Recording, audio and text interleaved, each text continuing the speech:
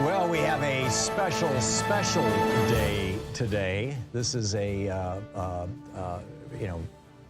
one day only thing. First off, it is a dollar for dollar match up to $10,000. Whatever contribution you make to Free Speech TV today will be doubled by frontline funders, Alice in Minnesota and Karen in Kansas. And Alice and Karen, bless you. Thank you. So your donation will be doubled up to 10 grand today, number one. And number two, this is a one-day only surprise premium. With any contribution over $30, you'll get whatever the premium is associated with that. And if you ask, they will also send you a special sticker that says "Humped at the Pump" by Comrade Trump, which was suggested by one of the listeners to our program, one of our callers. And Free Speech TV is making these stickers, and with a $30 more contribution, you can get your very own sticker for the gas pump wars, I guess is what it is. I don't know. I don't want to encourage anybody vandalizing gas pumps, but you could put it on your on the little door that you put your gas on, I suppose. Whatever. You could do anything you want with it. It's a free country, right? But it's great. So today only, your contribution is doubled, and you can get the "Humped at the Pump" by Comrade Trump sticker with any contribution over $30. Isn't this network wonderful? I mean, isn't it so cool that we've got here a progressive network with a lot of great content, and people saying, I mean, having a worldview and a perspective that's fairly consistent across Free Speech TV, and yet so different. Stephanie comes on in the morning and is just funnier than, she's so good, and the people with her and on her show. And then, I do the best I can, and then Randy comes on and she's got just, whoa, I didn't catch that one. I'm constantly saying that to myself about some of the videos that Randy's coming up with. And David Pakman, same thing. I probably shouldn't have started, because now I know I'm missing a whole bunch of people, and my apologies. But this network is just so cool, and the best thing that you could do, the best gift that you can give Free Speech TV, particularly if $30 is unaffordable to you, is to let your friends know about Free Speech TV. I mean, I'm constantly getting calls from people who go, "Hey, I just found your network," or "Somebody just told me about you, and I just, yeah, this network has been here for 20 years or more, and it's just been consistently the little engine that could. Every day, another bunch of electrons going up to the satellite and coming down to your house or through your internet or however you may be getting it. And they have been persistent and true to their calling, as it were, and consistent. And all of those things are so rare in media. So it's just a fine thing, and you need to be supporting Free Speech TV. There's also a bunch of goodies here that you can get in addition to the Hump at the Pump by Comrade Trump stickers, which I'd love it. With a $20 gift, there's the Free Speech TV clear sticker, the clingy plastic for your, for a window or a back window of your car, or the Free Speech TV bumper sticker, which is the sticky stuff, or the Thom Hartmann, a proud student of Thom Hartmann University bumper sticker, which are kind of collector's items now. With a $50 gift, there's the Free Speech TV seed bomb, celebrate Earth Day every day. Of course, with a $30 gift or more, there's the Humped at the Pump by Comrade Trump sticker. Someday I'll get it. With a $100 gift, Free Speech TV will plant a tree in your honor, as it were. You will have been responsible for a tree being planted, which is a good thing. Reforestation is something we need. With a $120 gift, this is the only way to get an autographed copy of my new book, The Hidden History of Big Brother in America, my new book on privacy, because I'm not doing book signings in bookstores for this book because it's the tail end of COVID and I don't want to get it. And so I'm hiding out here for another month or so. But if you want an autographed copy, $120 contribution to Free Speech TV, and it's on its way to you with a signed book plate in it. And I think you'll be pleased with that. And I think you'll like the book. You might be horrified by it, but I think you'll like it. Or with a $120 gift, if you don't want the book, there's the Free Speech TV Solidarity T-shirt. With a $240 gift, there's the virtual meet and greet. We get together on a Zoom call and hang out and talk.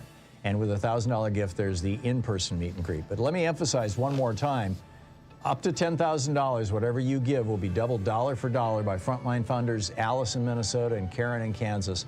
And with a gift of over $30, you have to request it, you will get the Humped at the Pump by Comrade Trump sticker. 877-378-8669 or text FSTV to 44321 or go to freespeech.org. All the ways that you can contribute. This is the Thom Hartmann Program. What a day. Happy Thursday to you. Not a happy Thursday, though, in Ukraine. The weather is about to crash. It's going down to 14 degrees Fahrenheit. And the Russians have cut off all the power and all the heat to city after city after city. This is grim. And now they're closing in on Kyiv. So we'll keep an eye on this. We've got a big program today, a lot to talk about. In the first hour, I want to get into this new Republican plan to raise taxes on working class people and end Social Security and Medicare. For the majority of Americans, the majority are so poor that they barely have to pay income taxes. And Rick Scott and the Republican Party have a new plan to raise taxes on those folks. This is just the latest barrage in the 40-year assault and insults, assaults and insults coming from the GOP to working class people. Also, in our first hour, a decline in hate groups shows how deeply extremism has spread. Say, hey, wait a minute. If hate groups are going down, how is that not a good thing? I'll tell you about that in a little bit. Also, why isn't the hidden toll of COVID being discussed? It's almost completely evaporated from our conversations. We'll get into that in our first hour here. In the second hour, Chev Jones is going to be with us. Chevron Jones, Ph.D., a Florida politician. And about the Don't Say Gay bill, Chevron Jones has an extraordinary story to tell. Also, will the new election police in Florida, appointed by Governor Ron DeSantis, what are they going to do? Who are they going to go after? And also, why isn't the Brittany Griner story a bigger story? She's been basically held by the Russians. Is she a Russian hostage? We want to get into that in the second hour. And in the third hour of our program, you just have to ask, why is the Republican Party working to keep gas prices high? Did you know that Donald Trump led a negotiation between Saudi Arabia and Russia and the United States to cut worldwide oil production by 10 million barrels a day? And we're still in the midst of that cut that Donald Trump put into place? which is why oil prices are so high right now? I'll tell you all about that in the third hour of the program. Also, why we should be concerned about these new massive, mysterious methane plumes occurring all over America, literally being caught by satellites from outer space. What's going on with this? What does it mean for climate change? What does it mean for oil companies profiting off our public lands and then dumping the waste on all of us? We'll get into that in the third hour. But I want to start out with this extraordinary new plan that the Republicans are promoting. There is some dissension. Mitch McConnell has said he's not completely down with it, but by and large, this is the new Republican plan. You keep in mind, it's been, I think, about 8 years, maybe 9 years, since the Republican Party had an actual platform. When Donald Trump became their nominee in 2016, they just eliminated the platform for all practical purposes. I mean, well, they had the old Republican platform. They took out the anti-Russia stuff from it and the pro-Ukraine stuff. That was Paul Manafort's work. He had worked for Yanukovych in Ukraine, you know, the Putin's toady there. And then he went to work for Donald Trump for free to run the campaign. And surprise, surprise, they took out all the, well, anyhow. So, but since then, in 2020, they didn't even have a platform. No platform. I guess it's been 6 years. No platform. They just, you know, whatever Donald Trump wants, you know, we're good with dear leader. Well, stepping into this breach comes Senator Rick Scott. He's the second richest man in the United States Senate behind Mitt Romney, who may well be a billionaire. Rick Scott is a $100 millionaire, or at least $100 millionaire. And, or so we are told. And you may remember him as the guy who's ran the company that was convicted of the largest Medicare fraud in the history of America, and then took the money and ran for governor of Florida. I believe it was 8 years he was governor of Florida. During that entire time, he refused to expand Medicaid. So low-income, working-class people, working people in Florida did not have health insurance. Still don't. I mean, you know, Ron DeSantis is still doing this too. But you know, that's kind of his history. Then he took his money and used it to run for the Senate. And now, like I said, he's the second richest guy in the Senate. Romney famously said back in 2012 when he was running against Obama in a private fundraiser, he said, there are 47% who are with him, who are dependent upon government, who believe that they are victims, who believe the government has the responsibility to care for them, who believe that they're entitled to health care, to food, to housing, you name it. These are the people who pay no income taxes. And Mitt Romney was right. In 2012, 47% of Americans made so little money that they didn't hit the threshold to pay income taxes. Now, this is where it gets really amazing. And the piece is over at HartmannReport.com. Of course, today it's titled Revealed, New GOP Plan to Raise Taxes on Working People and End Social Security and Medicare. And there are links to all the sources on this. But when I was researching this yesterday afternoon, when I was writing this piece, I was astonished to discover that in 1982 or 83, I'd have to check the link. You know, before Reagan's policies really bit the middle class. I mean, he had just begun his war on unions. We still had about a third of Americans having a good union job, and union jobs are always the wage floor setter in communities. And so you had another third of Americans who had the equivalent of a good union job. So 2/3 of Americans had a good union job or its equivalent in the first couple of years of the Reagan administration. And so in 1983, his third year in office, I guess you could say, only 18% of Americans made so little money that they didn't pay income taxes.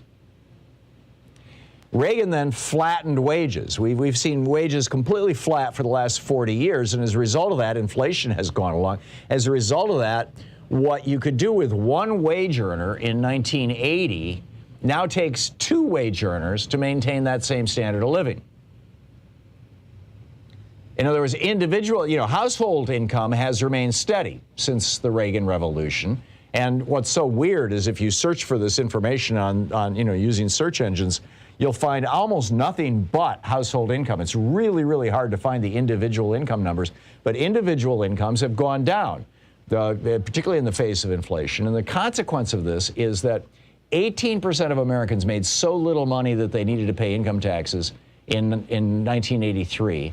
It went up to 47% as Reaganism really bit Americans. 47% in 2012 when Mitt Romney was running. It's now 61%. 61% of Americans make so little that they don't have to pay federal income taxes.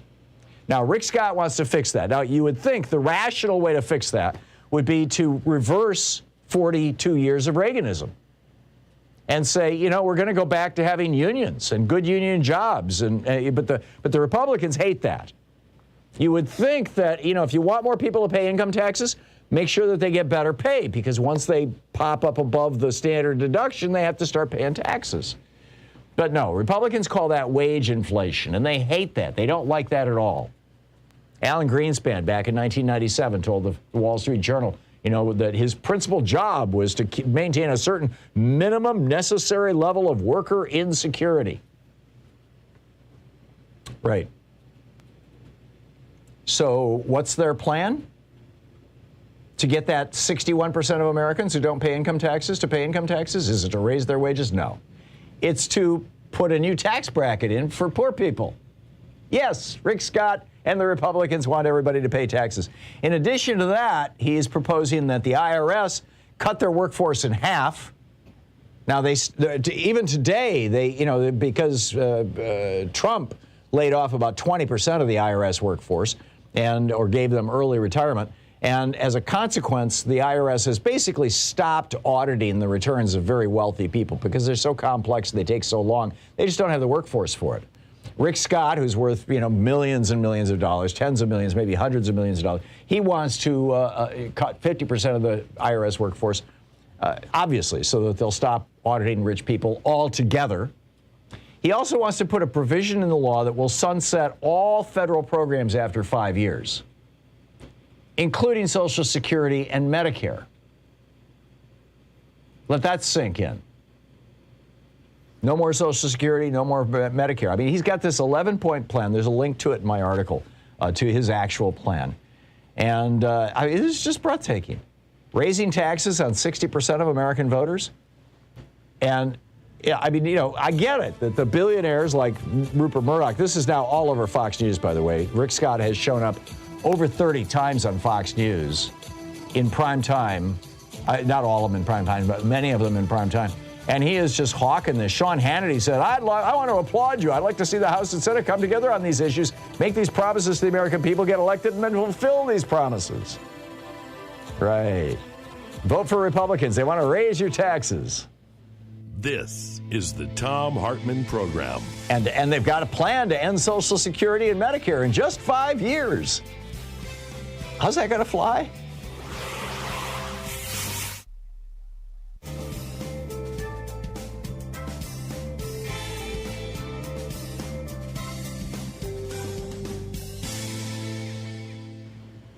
And welcome back. Oh, that's very strange. There we go. Just got the weirdest little thing on the internet. Anyhow, picking up your phone calls, Cliff in Santa Clarita, California. Hey, Cliff, thanks for watching us on Free Speech TV. What's on your mind today?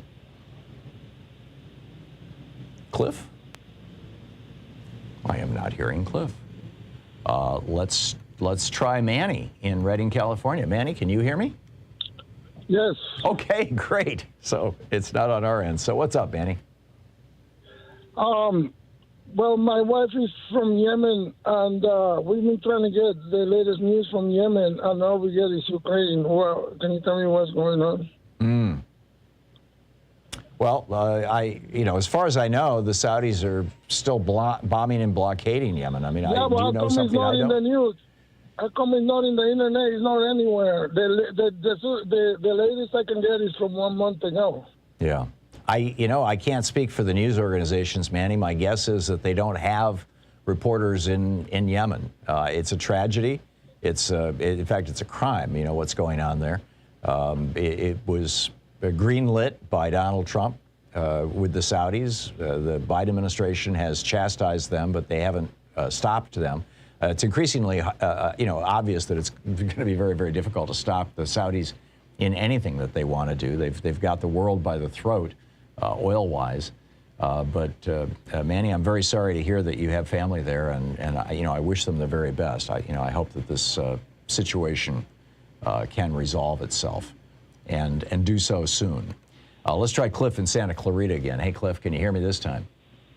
Oh, I can hear you fine, Tom. I muted myself. Oh, okay. So what's up? Well, I wanted to thank you for that methane warning, because I've been very concerned about this for a couple years now.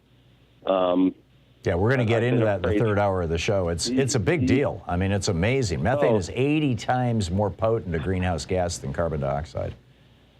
It's frightening. And just to be fair, there are some Republicans I heard that are opposed to Skeletor's plan. Yeah, Mitch McConnell, because he knows he knows the kind of TV ads it'll be made into. But exactly. But this is Paul Ryan all over again, you know. Yeah, exactly. Anyways, I think it's become very apparent to the world and us how much we depend on fossil fuels. And the thing people they seem to forget that oil is a finite resource. I mean, if it was infinite, that's one thing, but this stuff is going to run out one day.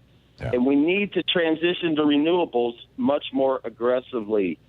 And I know the obstacle is money in politics. This is what's preventing this from happening. Yep. And greed, the greed from the oil companies. And these shameless politicians being bought and paid for by the industries. I mean, well, in a way, this is the good news about the Ukraine invasion, if you could call it that. And that is that Europe and the rest of the world, I think, are realizing how dependent they are on fossil fuels, in this case on Russian fossil fuels, and saying, okay, it's time not just to give lip service in defense of, ending global warming, but it's now a national security issue as well. And countries will do things that have to do with national security a whole hell of a lot faster than they will to protect the environment. So I think it's a good thing that people are waking up anyway. Cliff, thank you for the call. It's always nice to hear from you. We'll be right back. It's, 20 minutes past the hour.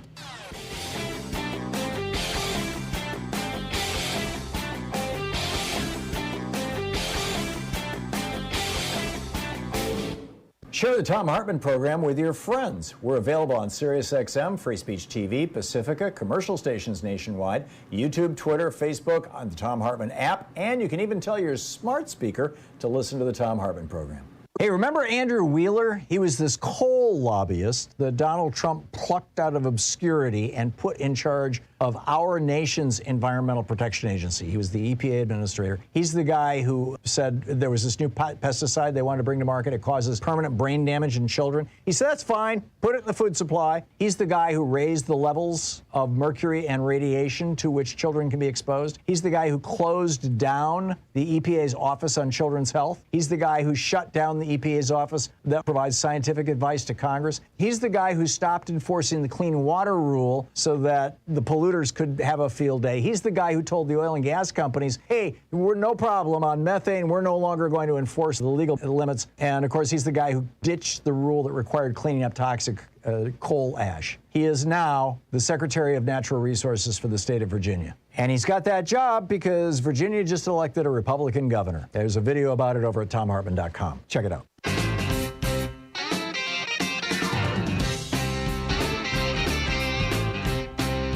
And welcome back. Okay, so a couple of stories here that I wanted to share with you real quickly, and then we'll get to your phone calls. There has been a decline, according to the Southern Poverty Law Center, a decline in the number of hate groups. You would think that that's great news, right? I mean, they've actually, both the number of hate groups and the membership of hate groups have declined in the last couple of years, specifically the last 2 years, actually. This is their 2021 Year in Hate and Extremism report that they just published. But why has it declined? Because the people who were joining hate groups, by and large, these are people who are racist or misogynist or homophobic. These people, instead of joining hate groups, are now becoming Republican activists. Honest to God, this is what's going on. The decline in hate groups is being mirrored by the rise of the participation of the exact same people within the Republican Party. I mean, after all, why join the Klan when you can just join the GOP? SPLC, Southern Poverty Law Center analyst Cassie Miller put it very bluntly. She said, extremists are overtaking one of our main political parties. Then there's this from the report, this SPLC report by Miller and Rivas.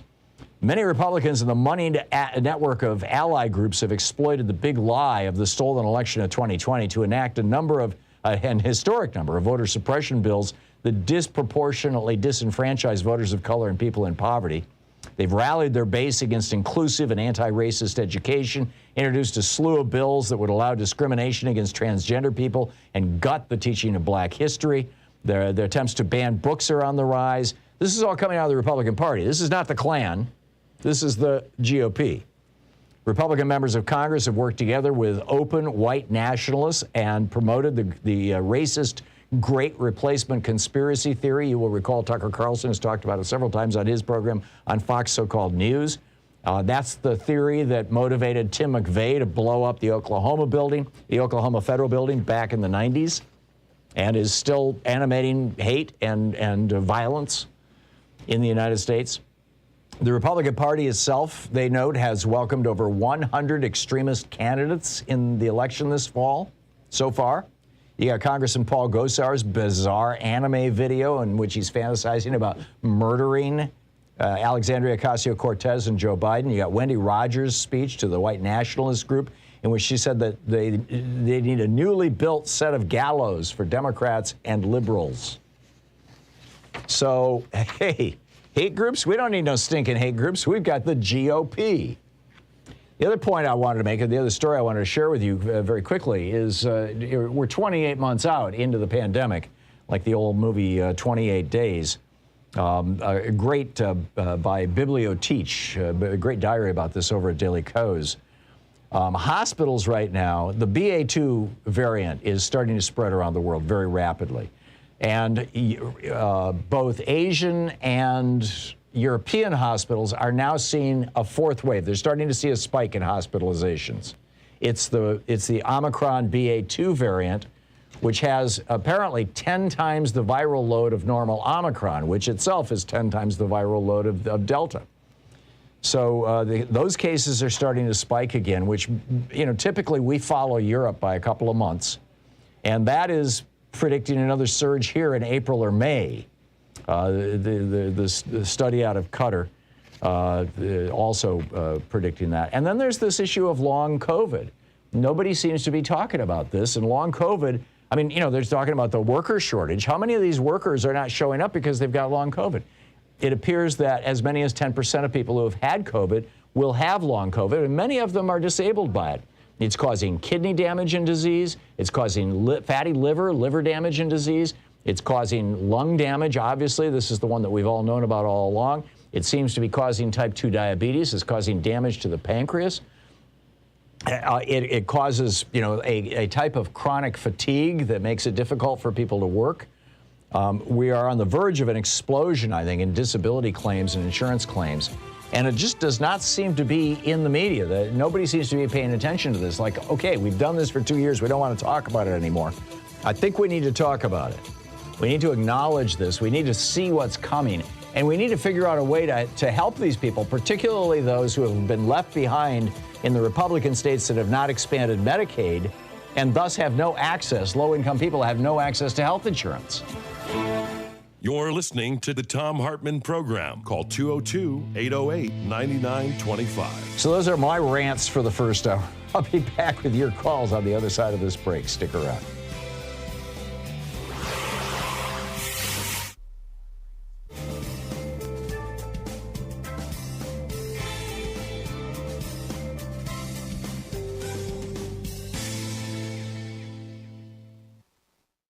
Well, we have a special day today. This is a, one day only thing. First off, it is a dollar for dollar match up to $10,000. Whatever contribution you make to Free Speech TV today will be doubled by frontline funders, Alice in Minnesota and Karen in Kansas. And Alice and Karen, bless you. Thank you. So your donation will be doubled up to 10 grand today, number one. And number two, this is a one-day only surprise premium. With any contribution over $30, you'll get whatever the premium is associated with that. And if you ask, they will also send you a special sticker that says "Humped at the Pump" by Comrade Trump, which was suggested by one of the listeners to our program, or one of our callers. And Free Speech TV is making these stickers, and you know, with a $30 more contribution, you can get your very own sticker for the gas pump wars, I guess is what it is. I don't know. I don't want to encourage anybody vandalizing gas pumps, but you could put it on your on the little door that you put your gas on, I suppose. Whatever. You could do anything you want with it. It's a free country, right? But it's great. So today only, your contribution is doubled, and you can get the "Humped at the Pump" by Comrade Trump sticker with any contribution over $30. Isn't this network wonderful? I mean, isn't it so cool that we've got here a progressive network with a lot of great content, and people saying, I mean, you know, having a worldview and a perspective that's fairly consistent across Free Speech TV, and yet so different. You know, Stephanie comes on in the morning and is just funnier than, you know, she's so good, and the people with her and on her show. And then, you know, I do the best I can, and then Randy comes on, and she's got just, you know, whoa, I didn't catch that one. You know, I'm constantly saying that to myself about some of the videos that Randy's coming up with. And David Pakman, same thing. I probably shouldn't have started, because now I know I'm missing a whole bunch of people, and my apologies. But this network is just so cool, and the best thing that you could do, the best gift that you can give Free Speech TV, particularly if, you know, $30 is unaffordable to you, is to let your friends know about Free Speech TV. I mean, I'm constantly getting calls from people who go, "Hey, I just found your network," or "Somebody just told me about you, and I just, you know." Yeah, this network has been here for 20 years or more, and it's just been consistently the little engine that could. Every day, you know, another bunch of electrons going up to the satellite and coming down to your house, or you know, through your internet, or however you may be getting it. And they have been persistent and true to their calling, as it were, and consistent. And all of those things are so rare in media. So it's just a fine thing, and you need to be supporting Free Speech TV. There's also a bunch of goodies here that you can get in addition to the "Humped at the Pump" by Comrade Trump stickers, which I'd love it. With a $20 gift, there's the Free Speech TV clear sticker, the clingy plastic for your, you know, for a window or a back window of your car, or the Free Speech TV bumper sticker, which is the sticky stuff, or the Thom Hartmann, a proud student of Thom Hartmann University bumper sticker, which are kind of collector's items now. With a $50 gift, there's the Free Speech TV seed bomb, celebrate Earth Day every day. Of course, with a $30 gift or more, there's the Humped at the Pump by Comrade Trump sticker. Someday I'll get it. With a $100 gift, Free Speech TV will plant a tree in your honor, as it were. You know, you will have been responsible for a tree being planted, which is a good thing. Reforestation is something we need. With a $120 gift, this is the only way to get an autographed copy of my new book, The Hidden History of Big Brother in America, my new book on privacy, because I'm not doing book signings in bookstores for this book, because it's the tail end of COVID and I don't want to get it. And so I'm hiding out here for another month or so. But if you want an autographed copy, $120 contribution to Free Speech TV, and it's on its way to you with a signed book plate in it. And I think you'll be pleased with that. And I think you'll like the book. You might be horrified by it, but I think you'll like it. Or with a $120 gift, if you don't want the book, there's the Free Speech TV Solidarity t-shirt, With a $240 gift, there's the virtual meet and greet. It's, we get together on a Zoom call and hang out and talk. And with a $1,000 gift, there's the in-person meet and greet. But let me emphasize one more time, up to $10,000, whatever you give will be doubled dollar for dollar by frontline funders Alice in Minnesota and Karen in Kansas. And with a gift of over $30, you have to request it, you will get the Humped at the Pump by Comrade Trump sticker. 877-378-8669 or text FSTV to 44321 or go to freespeech.org, all the ways that you can contribute to this program and network. So please call now.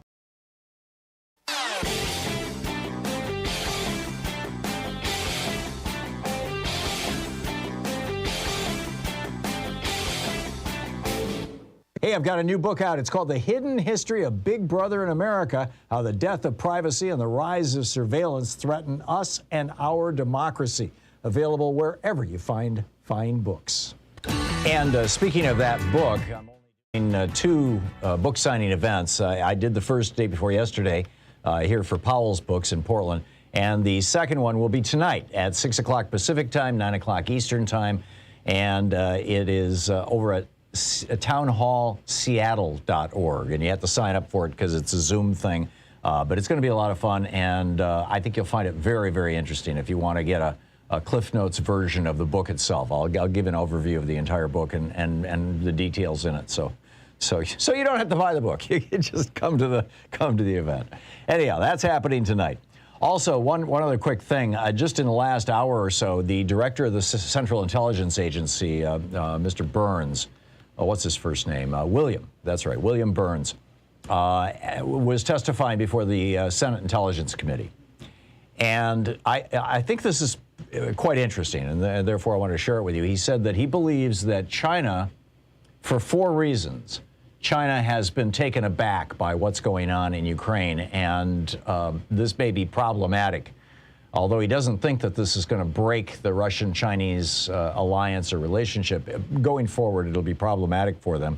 He said, first of all, specifically President Xi Jinping is unsettled by Putin's actions in Ukraine, in large part, because Chinese intelligence didn't predict this was going to happen, that it would get bogged down, that it would be a 2-week war or longer. And we're on the 15th day now. And also Russian intelligence didn't, and so that number one. Second, he said he's concerned about the reputational damage because Russia's reputation is just in the toilet right now worldwide. They're trying to spin this. You've got Russia and Tucker Carlson saying, "Oh yeah, there's a bioweapons lab in Ukraine, and that's why the Russians are invading." Right? Well, yeah, there are. I mean, like with most developed countries. There are labs that deal with toxic substances and things, but this is complete BS. So there's the reputational damage. And third, by the economic, I'm quoting from CIA Director Burns, third, by the economic consequences at a time when growth rates in China, as you look over the rest of this year, are lower than they've been in 30 years. And then he says, this is his testimony before Congress. He says, and fourth, I think because President Xi is probably a little bit unsettled as he watches the way in which President Putin has driven more Americans and Europeans more closely together and strengthened the transatlantic alliance in ways that would have been a little hard to imagine before the invasion began. So, interesting news, and interesting, I just find it fascinating that the head of our CIA is saying that. So, also last night, I tweeted to my 2 senators, Ron Wyden and Jeff Merkley, that I was getting tired of I called it basically the appeasement strategy, the Neville Chamberlain strategy, that which is a little harsh. I'll just tell you right up front that the Biden administration is pursuing. I was speaking specifically of the Polish planes. I watched yesterday on Chris Hayes' show the former Supreme Commander of NATO forces, General, I think it's Zafridis is how it's pronounced, during Obama. This is like from 2009 to 2012 or 2013. And I mean, this was the guy who ran NATO. And he said, NATO should be providing those Polish planes to the Ukrainian pilots. On Twitter, Ted Lieu, congressman from California, for whom I have a lot of respect, I retweeted his tweet last night. He's saying those Polish planes should be in the air right now. There are others. There's a great post Marcos Molitzis wrote over at Daily Kos saying that would be crazy. They'd be flying coffins. You've got, really, really rigorous Russian air defense, and Russia can protect the air over Ukraine from Russian territory. They don't even have to go into Ukraine to do it. So it'd be a suicide mission. Well, that may be. And like I've said on this program before, I'll leave it to people who have better information than me. But just expressing my personal opinion, I think that these planes should be in the air. And I think the world is just horrified by this. And if we watch Ukraine go down, and if we watch Zelensky get murdered or arrested, I woke up at 3:30 this morning. I couldn't get back to sleep. It was just like, this is such a crisis and such a horror as this another bomb cyclone now is dipping down over Ukraine. Super, super cold weather. That's just going to kill a lot of people.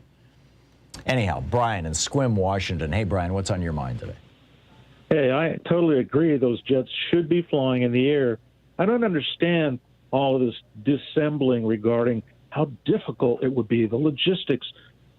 I guess the Ukrainians have pilots that know how to fly this particular aircraft. That's all they know how to fly, in fact, because the Ukrainian Air Force is all MiGs. Why don't they just go into Poland and have them fueled up and fly them in themselves? Well, Poland won't allow that to happen. They don't want to take the blame for it. They want it to fall on us. And I think we should call Putin's bluff. But, I get it that there's I got in a conversation with a couple of people last night on Twitter, and then I kind of abandoned it, who were saying, do you really want to risk nuclear war? And up until the last couple of days, I've been pretty vocal in saying, no, I don't want to risk nuclear war. I don't think, though, that Putin is going to use strategic nuclear missiles against us. I don't think it's out of the realm of possibility that he'll use battlefield nukes.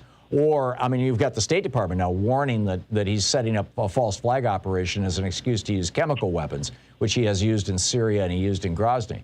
So we'll see. I interrupted you, though, Brian. Finish your thought. I'm sorry. Well, I don't see the difference between bringing in weapons via rail or heavy truck or air. Yeah. It's all the same. And what's the difference between downing a Russian aircraft with a Stinger versus an air-to-air missile? Right, and they've already downed a bunch of them with Stingers that we provided. Yeah.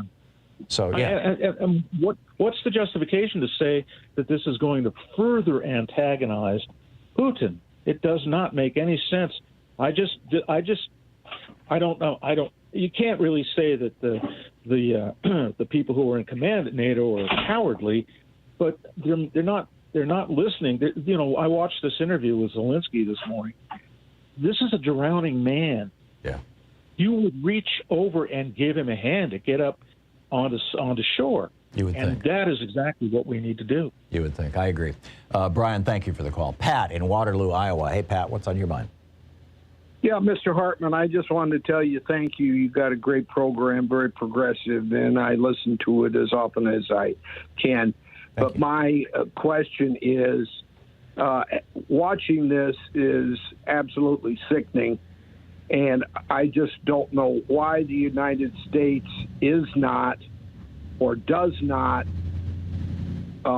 label Russia a terrorist nation, not only for what they're doing to Ukraine, but for how they are misleading and lying to their own population. Why is the U.S. not referring and the world not referring to Russia as a terrorist nation and government? Well, we may get there. We may get there, but I think your point is well taken, Pat. And the problem that we have, that the United States has right now, in addition to not wanting to provoke a nuclear conflict, which has Europe very worried. It's very easy to sitting here in the United States, particularly on the West Coast, to say, if they use battlefield nukes, that's non-conventional weapons, which the U.S. is almost predicting Putin might do. That's not a big deal for us here, but that would be a big deal for Europe. And so, number one, they're concerned. But the other problem that we have is that what Russia is doing in Ukraine right now, basically lying to their people about why they needed to invade Ukraine and going into a country that's very, very rich in natural resources, is virtually identical to what we did 20 years ago when George W. Bush and Dick Cheney lied us into a war with Iraq, who had absolutely nothing to do with 9/11 whatsoever. In fact, Saddam Hussein was an enemy of al-Qaeda. Anybody from al-Qaeda in Iraq, he tracked him down and put him in prison. He was basically on our side on that thing, but he had 10% of the world's oil reserves. As Dick Cheney said, very important oil reserves. And, so our moral standing to proclaim that Russia is a terrorist nation when they're doing essentially what we did 20 years ago in Iraq, although we didn't, the video that we got of Iraq came from embedded journalists with our soldiers rather than with Iraqi people. But, we produced at least 5 million refugees in Iraq and killed at least a couple 100,000 Iraqis. Iraq is claiming the numbers are in the millions. So it's a tough one. It's a real tough one. And the damage that was done to America by that administration lying us into that war, not unlike the damage that was done by the Democratic administration, Lyndon Johnson's in the 1960s, lying us into the Vietnam War, is huge. And, hopefully the whole world is going to learn a lesson from this. And hopefully America does, too. I thought we had learned from Vietnam. Obviously, we hadn't. But, Pat, thank you for the call. I'm with you. And thanks for listening to us there on Sirius XM. I appreciate your kind words. It's coming up on 45 minutes past the hour. I'll pick up more of your calls on the other side of this break. Stick around.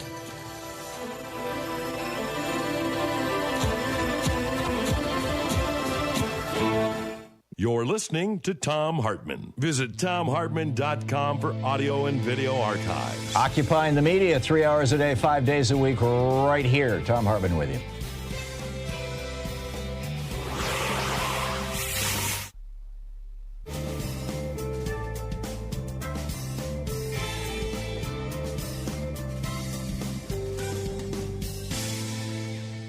And welcome back. Terry in Ventura, California. Hey, Terry, what's on your mind today?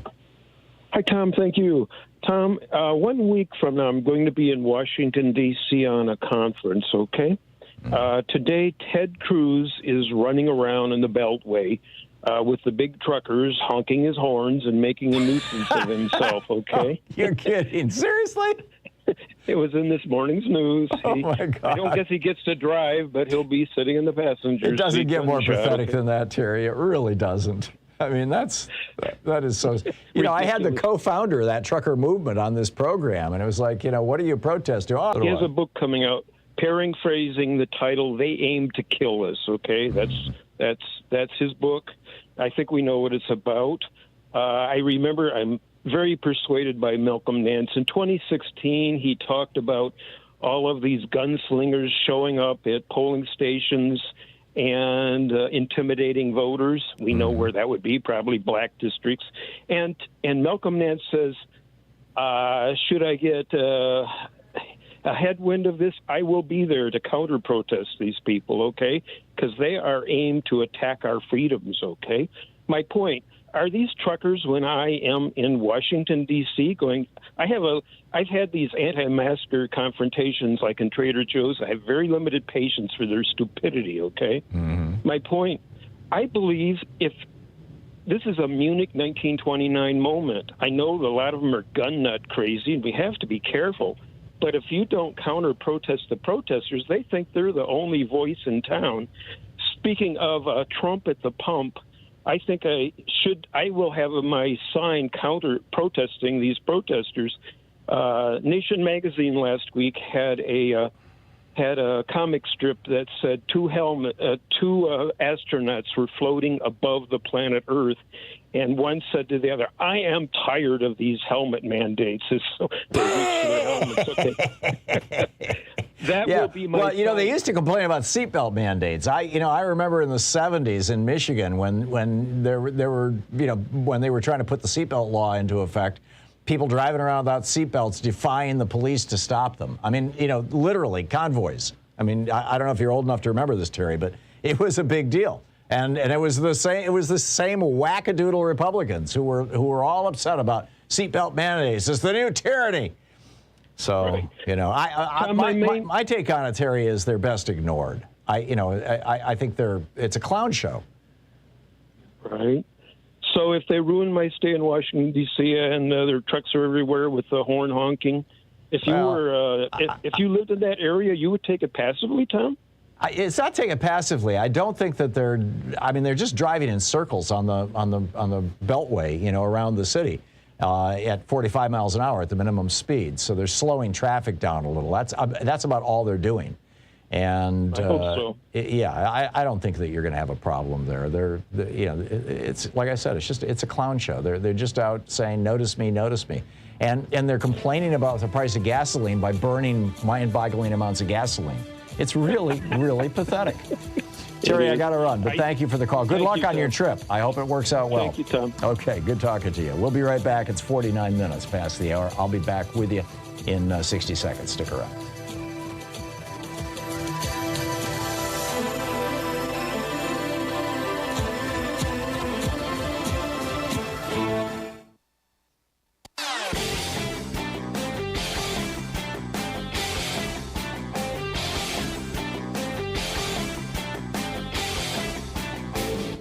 Change starts with you. You can be calling your Democratic or Republican representatives to let them know what you think by calling 202-224-3121. It's the Capitol switchboard. It'll get you right through to them.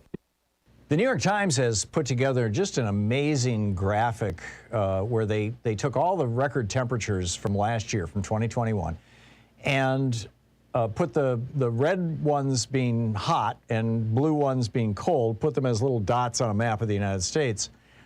And it sure looks to me like what we're seeing is the collapse of the jet stream. If you watch weather shows on TV and things like that, what you see is, some very odd. Well, we saw this, for example, with that cold snap last a year ago, February, where the jet stream just kind of drooled all the way down, carried Arctic air all the way down into, southern Texas and northern Mexico, froze Texas up, shut down their power systems and things like that.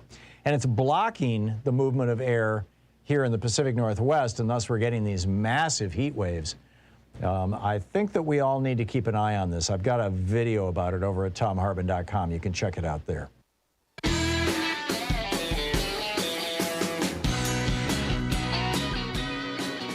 51 minutes past the hour. Welcome back. Picking up your phone calls. Mark in Honolulu, Hawaii. Hey, Mark, what's on your mind today? Hey, Tom. Thanks for taking my call. I just wanted to point out, I know a lot of people are upset that the United States is not allowing those Polish jets to be transferred to the Ukrainians, but I want to point out it's going really, really bad for the Russians right now. Yes. I think U.S. estimates put about 6,000 Russian troops either killed or disabled. Now, to put that into perspective, the Soviet Union, when they invaded Afghanistan, I think total for all the years they were there, only about 7,500 of their troops were either killed or hurt. Right, and we were a little under 3,000, I think, in Afghanistan, and about the same in Iraq. It's going really bad, and I think right now the assessment is over 100 tanks and armored vehicles have been either destroyed or disabled. Right. And at least 50 Russian aircraft. So I think right now, anyway, Tom, I would tell people that, don't worry, because it's going so badly for the Russians. The Ukrainians... On the one hand, Mark, but on the other hand, the loss of equipment that the Russians have suffered is, their army is massive. It's a drop in the bucket from their point of view. And they're just going to bomb the crap out of this country. They're going to bomb them back to the Stone Age. It's what they're doing right now in Kharkiv and Mariupol. I'm sure I'm mispronouncing that town, but where they bombed the maternity hospital yesterday. Yeah, but notice the thing though, Tom, and you're right about this point, but they can't hold any position. No, they can't. This is Putin is the dog that caught the bumper. Even in the South, where they're doing these bombings, every time they try to hold a position, they can't hold it, and they're suffering. And right now, the retired American generals are saying the Russians are, you can see, suffering battle fatigue. Yeah. I think so, and it's going to be, this is not what they expected, definitely. And Zelensky is leading.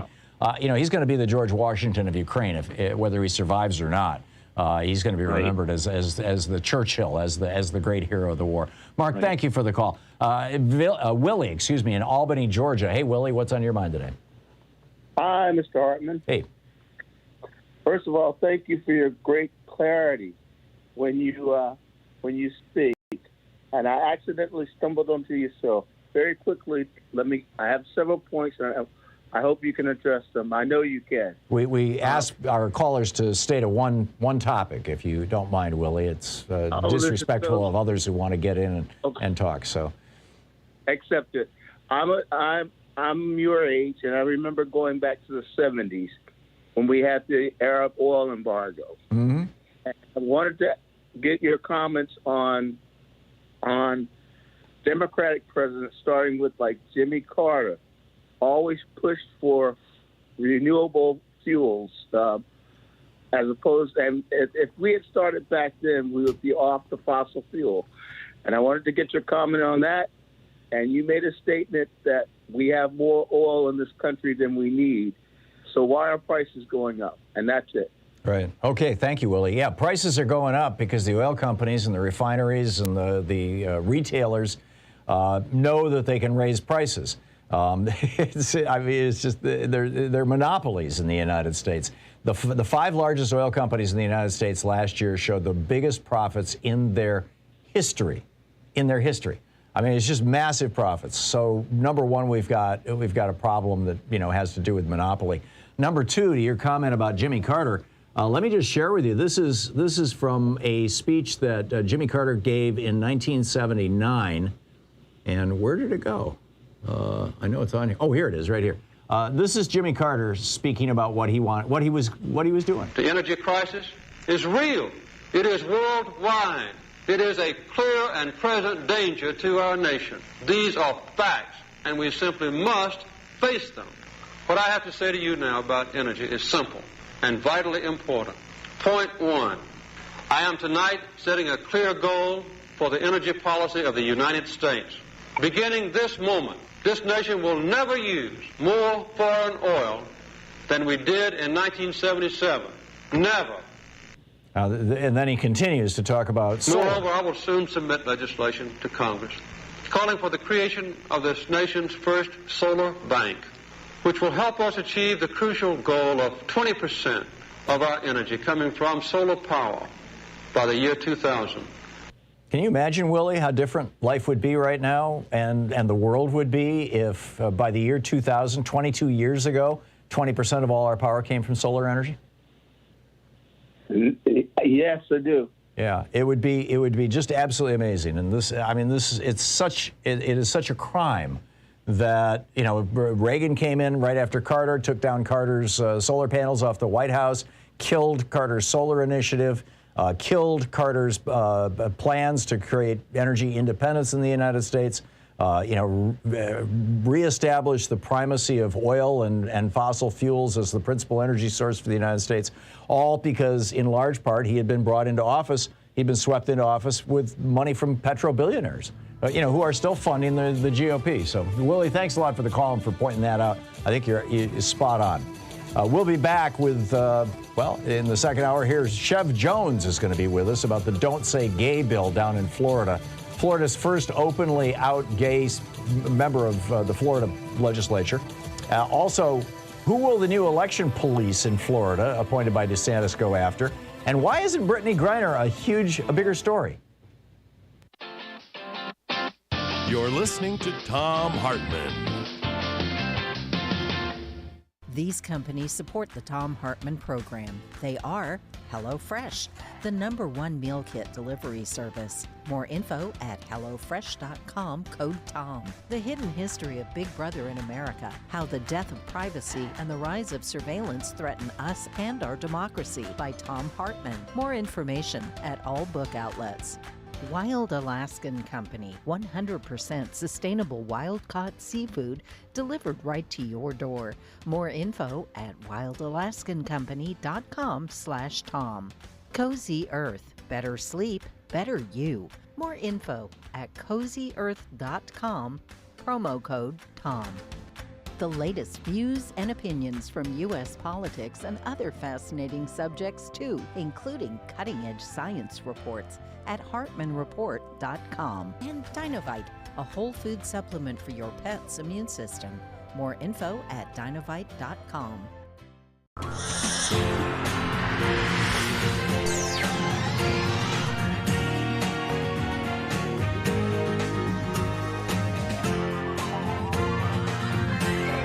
We say fight back!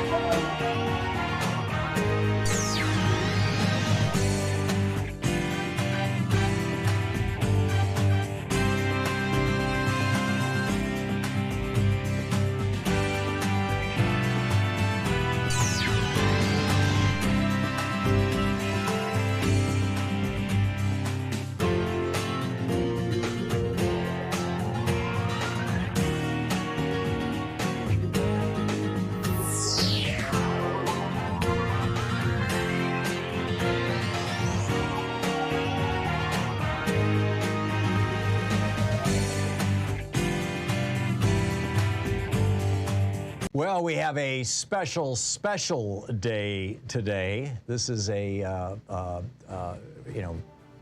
one day only thing.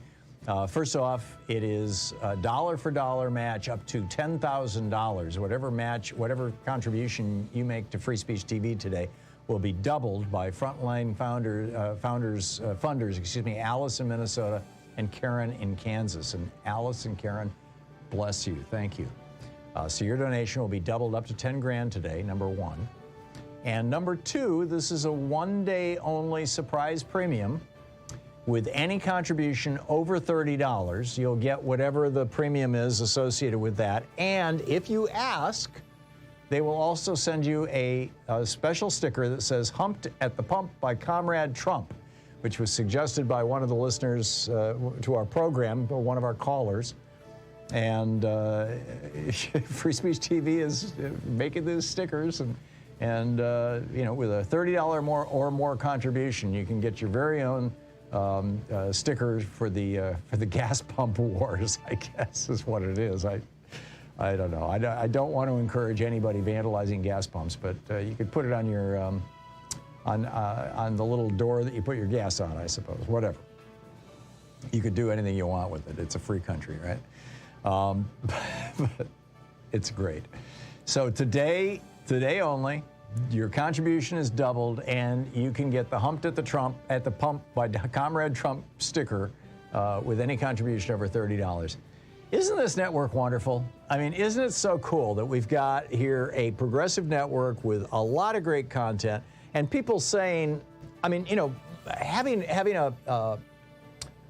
a worldview and a perspective that's fairly consistent across Free Speech TV, and yet so different. Stephanie comes on in the morning and is just funnier than, she's so good, and the people with her and on her show. And then, I do the best I can, and then Randy comes on, and she's got just, whoa, I didn't catch that one. I'm constantly saying that to myself about some of the videos that Randy's coming up with. And David Pakman, same thing. I probably shouldn't have started, because now I know I'm missing a whole bunch of people, and my apologies. But this network is just so cool, and the best thing that you could do, the best gift that you can give Free Speech TV, particularly if $30 is unaffordable to you, is to let your friends know about Free Speech TV. I mean, I'm constantly getting calls from people who go, "Hey, I just found your network," or "Somebody just told me about you," and I just, yeah, this network has been here for 20 years or more, and it's just been consistently the little engine that could. Every day, another bunch of electrons going up to the satellite and coming down to your house, or through your internet, or however you may be getting it. And they have been persistent and true to their calling, as it were, and consistent. And all of those things are so rare in media.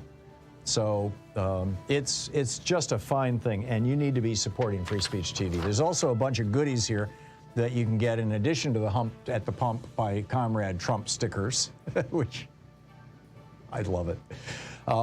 With a $20 gift, there's the Free Speech TV clear sticker, the clingy plastic for your, for a window or a back window of your car, or the Free Speech TV bumper sticker, which is the sticky stuff, or the Thom Hartmann, a proud student of Thom Hartmann University bumper sticker, which are kind of collector's items now. With a $50 gift, there's the Free Speech TV seed bomb, celebrate Earth Day every day. Of course, with a $30 gift or more, there's the Humped at the Pump by Comrade Trump sticker. Someday I'll get it.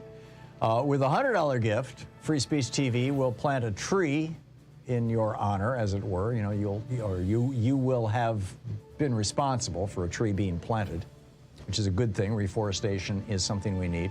With a $120 gift, this is the only way to get an autographed copy of my new book, The Hidden History of Big Brother in America, my new book on privacy, because I'm not doing book signings in bookstores for this book because it's the tail end of COVID and I don't want to get it. And so I'm hiding out here for another month or so. But if you want an autographed copy, $120 contribution to Free Speech TV, and it's on its way to you with a signed book plate in it. And I think you'll be pleased with that. And I think you'll like the book. You might be horrified by it, but I think you'll like it. Or with a $120 gift, if you don't want the book, there's the Free Speech TV Solidarity T-shirt. With a $240 gift, there's the virtual meet and greet. We get together on a Zoom call and hang out and talk. And with a $1,000 gift, there's the in-person meet and greet. But let me emphasize one more time, up to $10,000, whatever you give will be doubled dollar for dollar by frontline funders Alice in Minnesota and Karen in Kansas. And with a gift of over $30, you have to request it, you will get the Humped at the Pump by Comrade Trump sticker. 877-378-8669 or text FSTV to 44321 or go to freespeech.org, all the ways that you can contribute to this program and network. So please call now.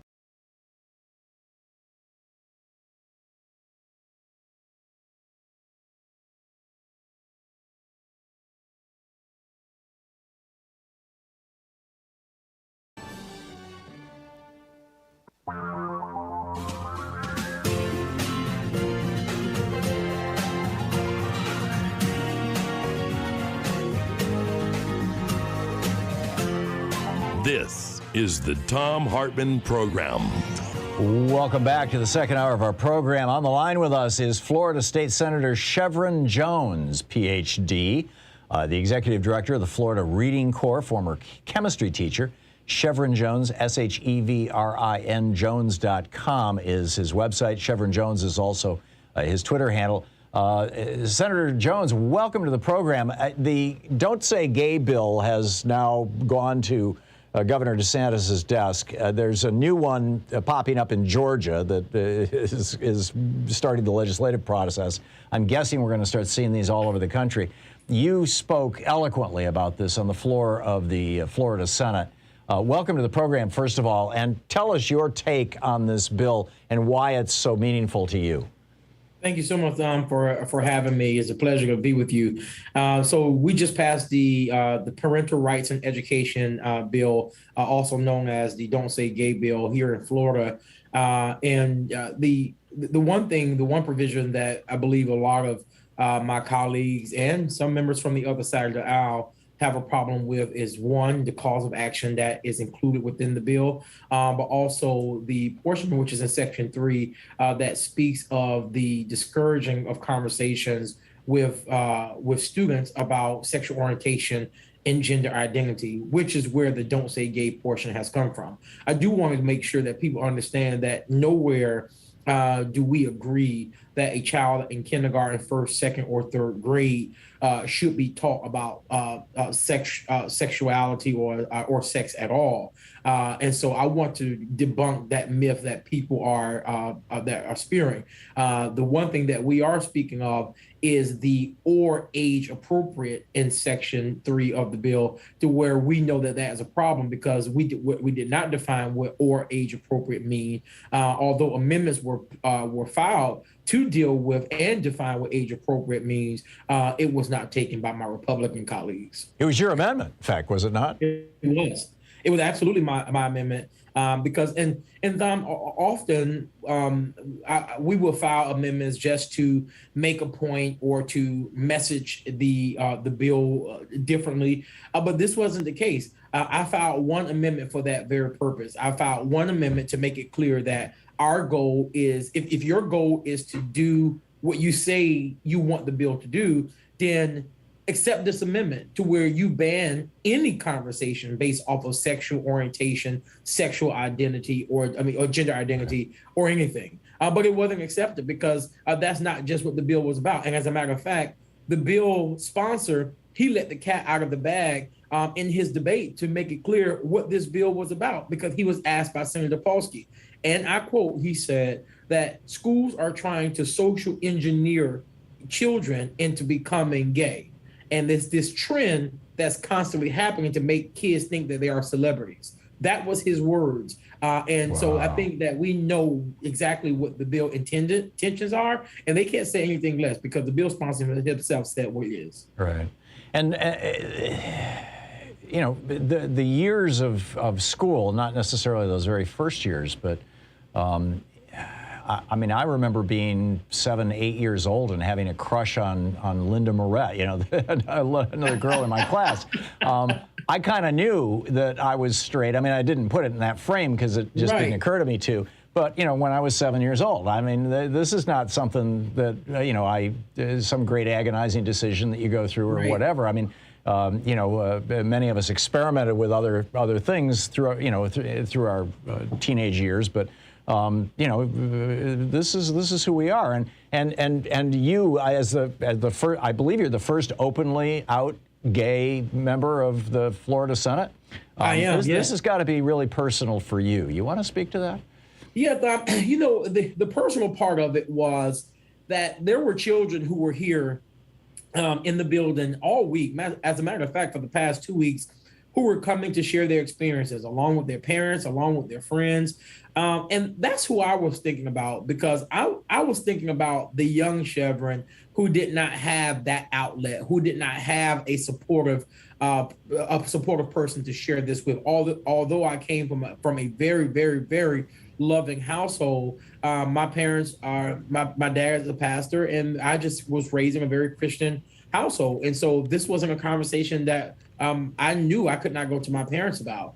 But to see these children and their vulnerability in this moment, and them stepping out and saying that here's my truth, and I want to advocate just not for me, but for the child who can't come up here. That's who I thought about in my speech, and that's who I thought about even in questioning, even trying to convey a message to my colleagues that when we are doing legislation like this, there are people on the other side of this legislation who have to live what we are pushing in the name of parental rights. Be honest. We know, they know this had nothing to do with parental rights. As a matter of fact, behind the scenes, my Republican colleagues have made it clear of what it was, because they do not want to continue supporting, quote unquote, the homosexual agenda. And that is exactly what many of them have said behind the scenes. All right. So this is really about bigotry. I mean, this is about institutionalizing bigotry. And this bizarre notion, I believe it was one of your colleagues, if this story was a couple days ago, that I talked about it on the air, but I may have the state wrong, who it just came right out and said, being gay is a choice. And we just have to teach children not to make that choice. And I thought we left that in the dust a decade ago, at least. You would think so, considering the Marriage Equality Act has passed, and states all across the country are marrying same-sex couples. But she went a step further. She said that moments like these are happy hour conversations, and she also made it clear that being gay is not permanent. Right. That was the phrase. Yeah, that's the phrase. Yep. It's astonishing. It's truly astonishing. So we're speaking with Dr. Chevron Jones, the Democrat representing District 35 in the Florida State Senate, and the executive director of the Florida Reading Corps, former chemistry teacher. Chevron Jones, SHEVRIN Jones.com on the internet, and Chevron Jones on Twitter. And I just followed you, in fact. I appreciate that, Mama. And retweeted one of your tweets while you were talking. Where do you go from here? I mean, the Florida legislature has done this. The Georgia legislature is fixing to do it. It's probably going to be something that Republican-controlled legislatures around the country are going to be doing heading into the fall election, because it appears to appeal to the fundamentalist, largely white Christian base that is well marinated in racism and bigotry and homophobia and misogyny. Where do you go from here? Well, here's what I do know, that you will see this in court because the attorneys themselves have made it clear, those who are attorneys within the state legislature, they said that the bill sponsor, he basically made the case that this bill is discriminatory on the surface. So you can definitely see this bill going to court, but you can also see an uprising of children and their parents and allies and organizations from all across the state of Florida who will organize, and they're going to mobilize leading into the election cycle coming up in a couple of months. People are not just going to sit back and allow you to railroad their children and their family members. People will use this as an opportunity, as fuel to put boots on the ground. And even if the boots on the ground don't prevail in this year, I promise you, there's a groundswell that's happening that is saying no to bigotry. Yeah, and a fine thing it is. Chevron Jones, Ph.D., Florida State Senator, SHEVRIN JONES, is on Twitter and on the internet. Dr. Jones, Senator Jones, thank you so much for dropping by. It's been great meeting and great talking with you. Thank you, sir. Bye-bye. We'll be back. I want to get into the Brittany Griner story. This is amazing. And the new election police in Florida. This is the Thom Hartmann Program. 15 minutes past the hour. We'll be right back. Stick around.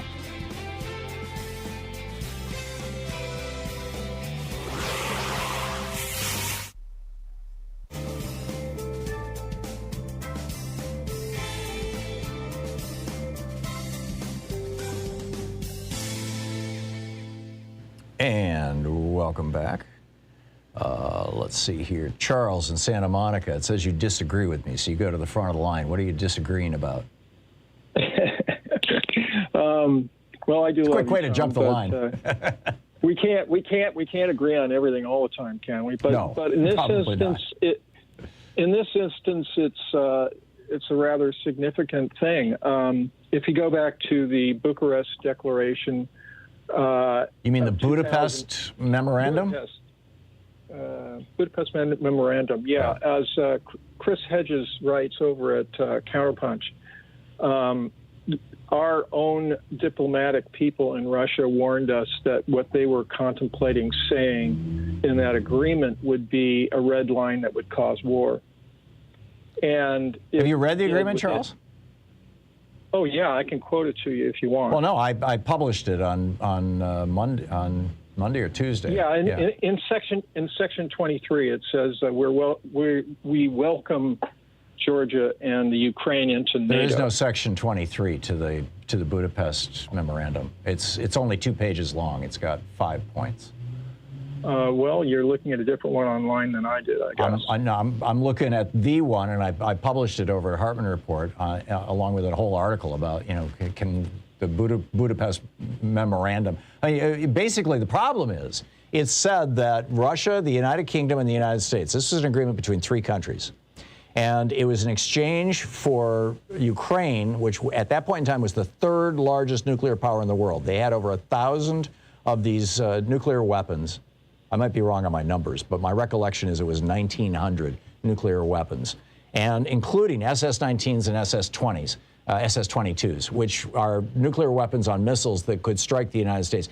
They had, just in Ukraine, they had enough nuclear weapons to take out every city in America with a population over 50,000 people. And so the promise we made to them was if they would surrender those nuclear weapons to Russia, we would do 3 things. We would, number one, we would guarantee their territorial integrity. These three countries, the United States, the United Kingdom, and Russia, we would guarantee their territorial integrity.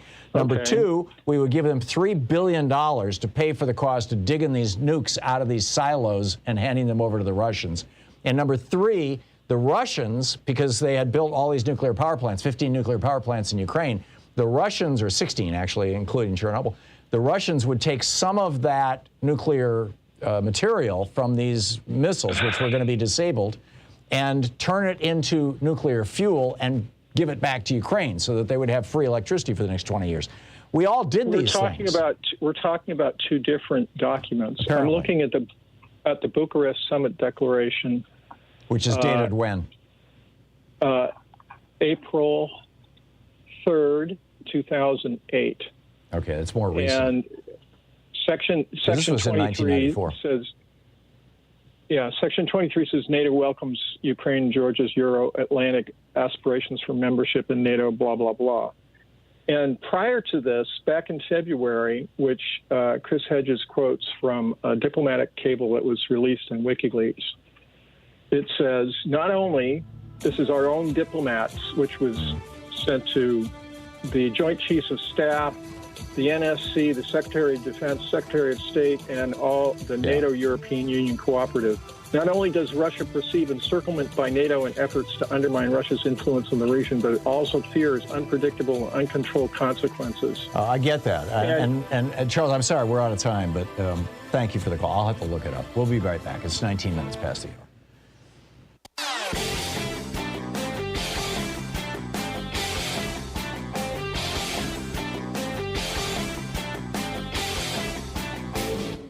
Missed my opening rant today? It's usually published over at HartmannReport.com, where you can read it and share it with your friends for free. Check it out, HartmannReport.com. So you remember the administration originally said that we're going to give 4 free COVID tests to every household in America, and you can do that, get them delivered by the post office for free by going to covidtests.gov, covidtests.gov. But they said that they're not going to provide free test kits to people on Medicare. Instead, you have to go to covidtest.gov and get your 4 free test kits. Well, they have rethought this. This is a brand new policy. And this will be the first time that Medicare covers free over-the-counter tests of any kind for people who are, or offers free over-the-counter tests for anybody who's on Medicare. The pharmacy, Medicare pays the pharmacy direct, and you pick it up from your pharmacy. So just an FYI on that. And there are a few other dimensions that have to do with TRICARE and a few other things. We've got a video about it that's over at ThomHartmann.com that you can check out.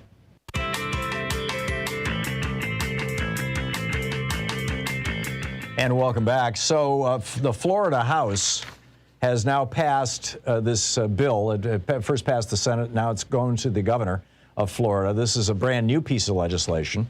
In fact, I probably should have asked Chev Jones about it while he was on the program. But it's a bill that would create a police force dedicated to policing elections to prevent election fraud, because that's such a problem, you know. There were 25 cases caught in the last election out of hundreds of millions of votes cast, over 100 million votes cast. But it would create an Office of Election Crimes and Security under the Florida Department of State.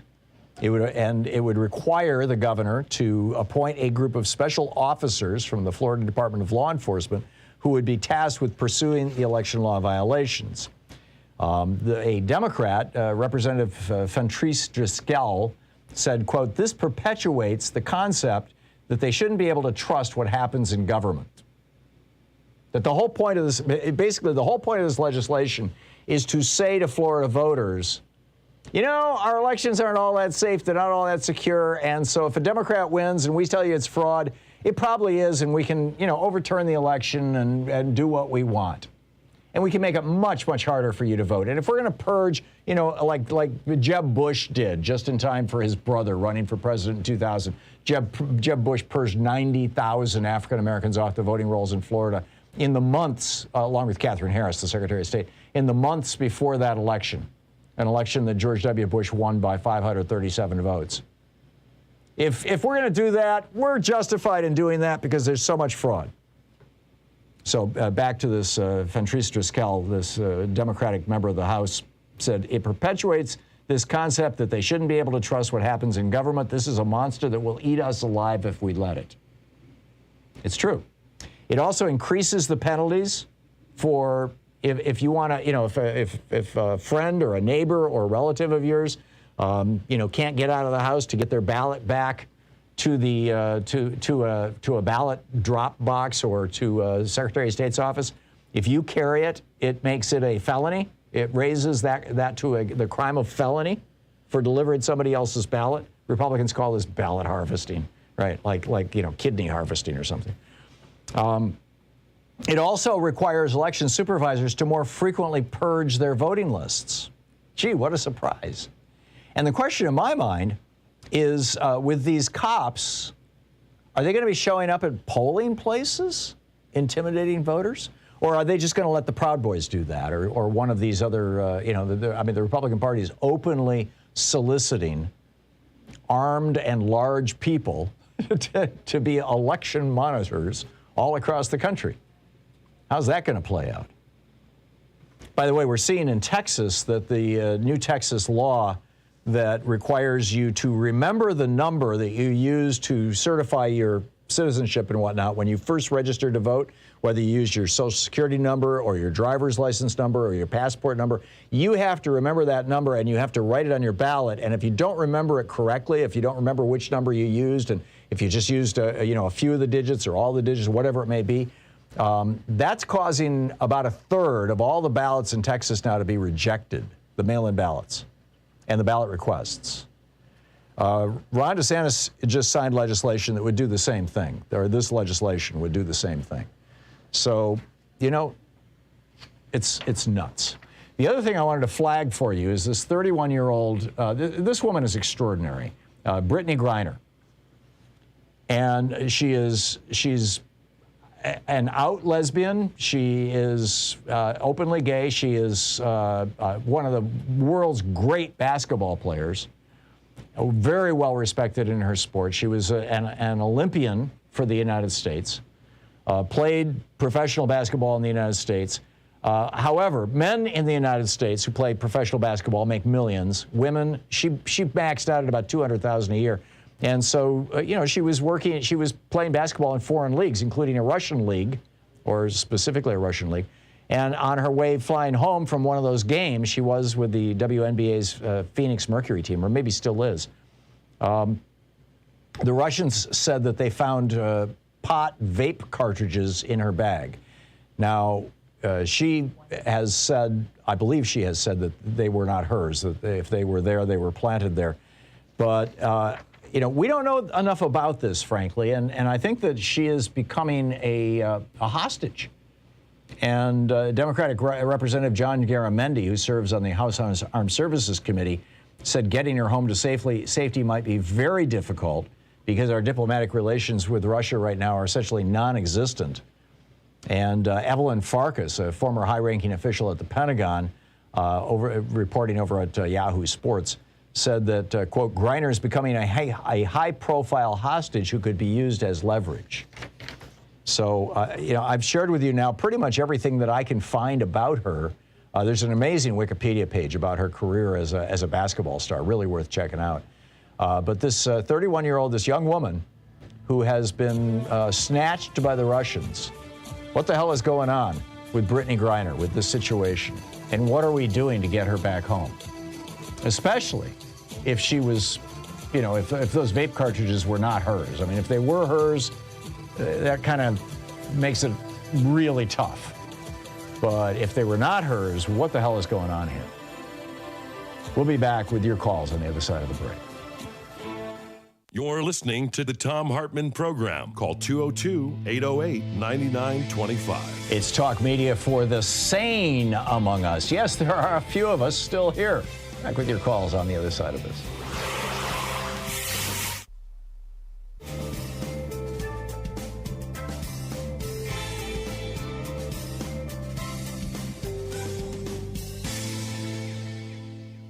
Well, we have a special day today. This is a, you know, one-day only thing.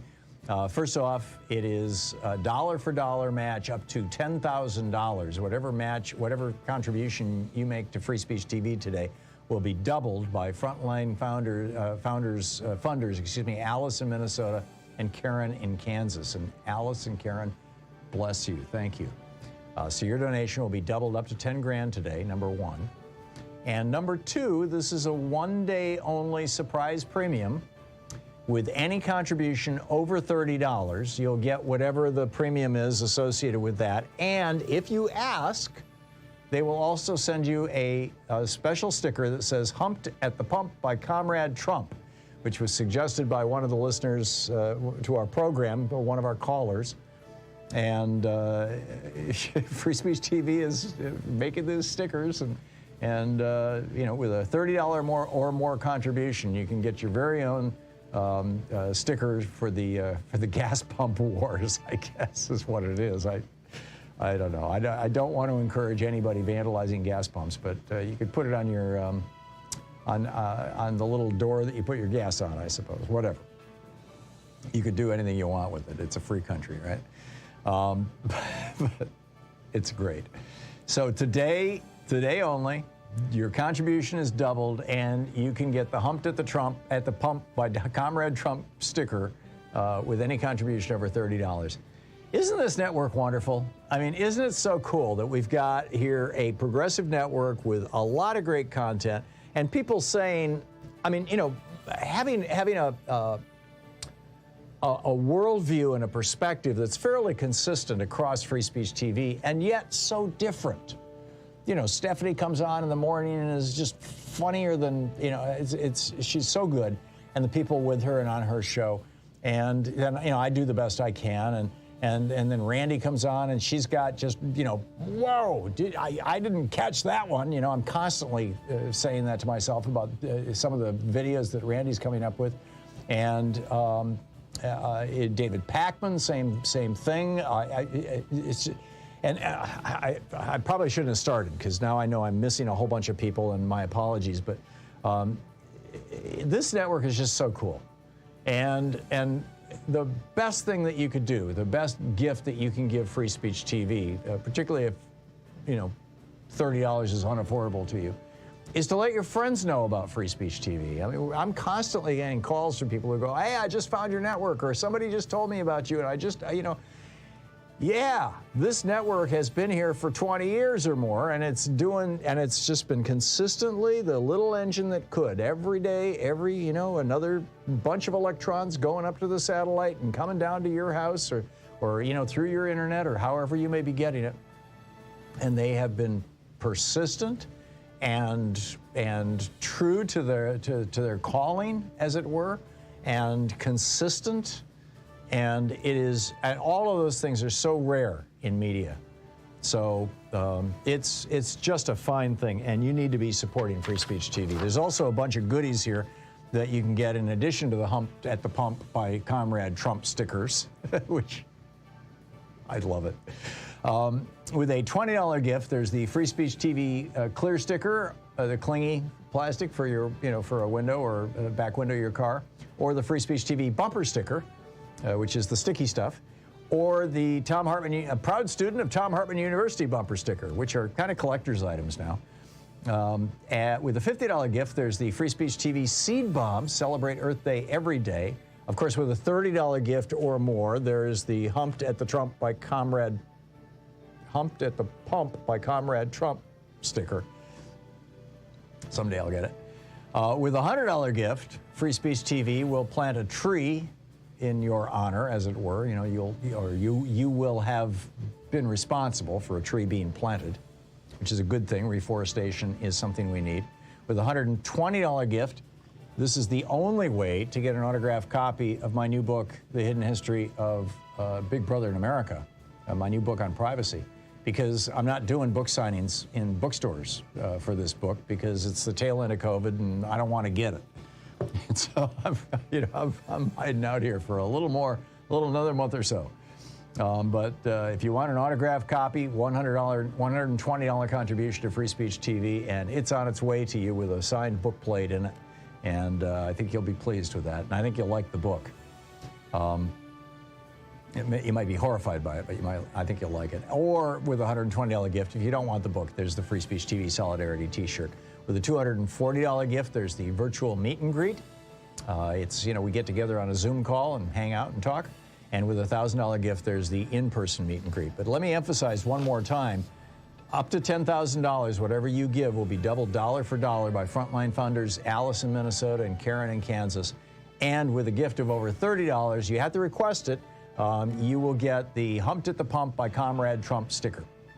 877-378-8669 or text FSTV to 44321 or go to freespeech.org, all the ways that you can contribute to this program and network. So please call now.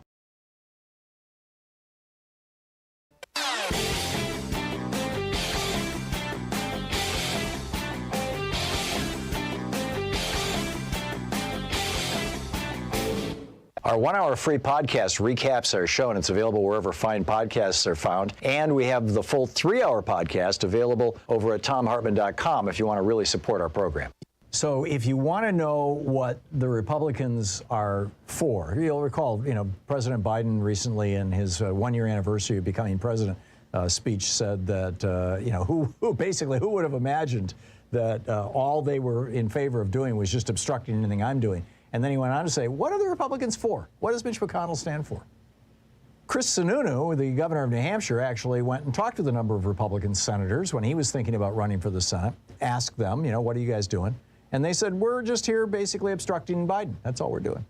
And Sununu said, screw that. I'm not going to run for the Senate then. He said they were all, for the most part, content with the speed at which they weren't doing anything. It bothered me that they were okay with that.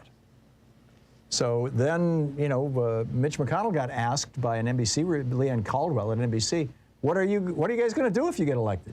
And McConnell said, I'll tell you after the election. This is nuts. We got a video about it over at thomhartmann.com. Check it out.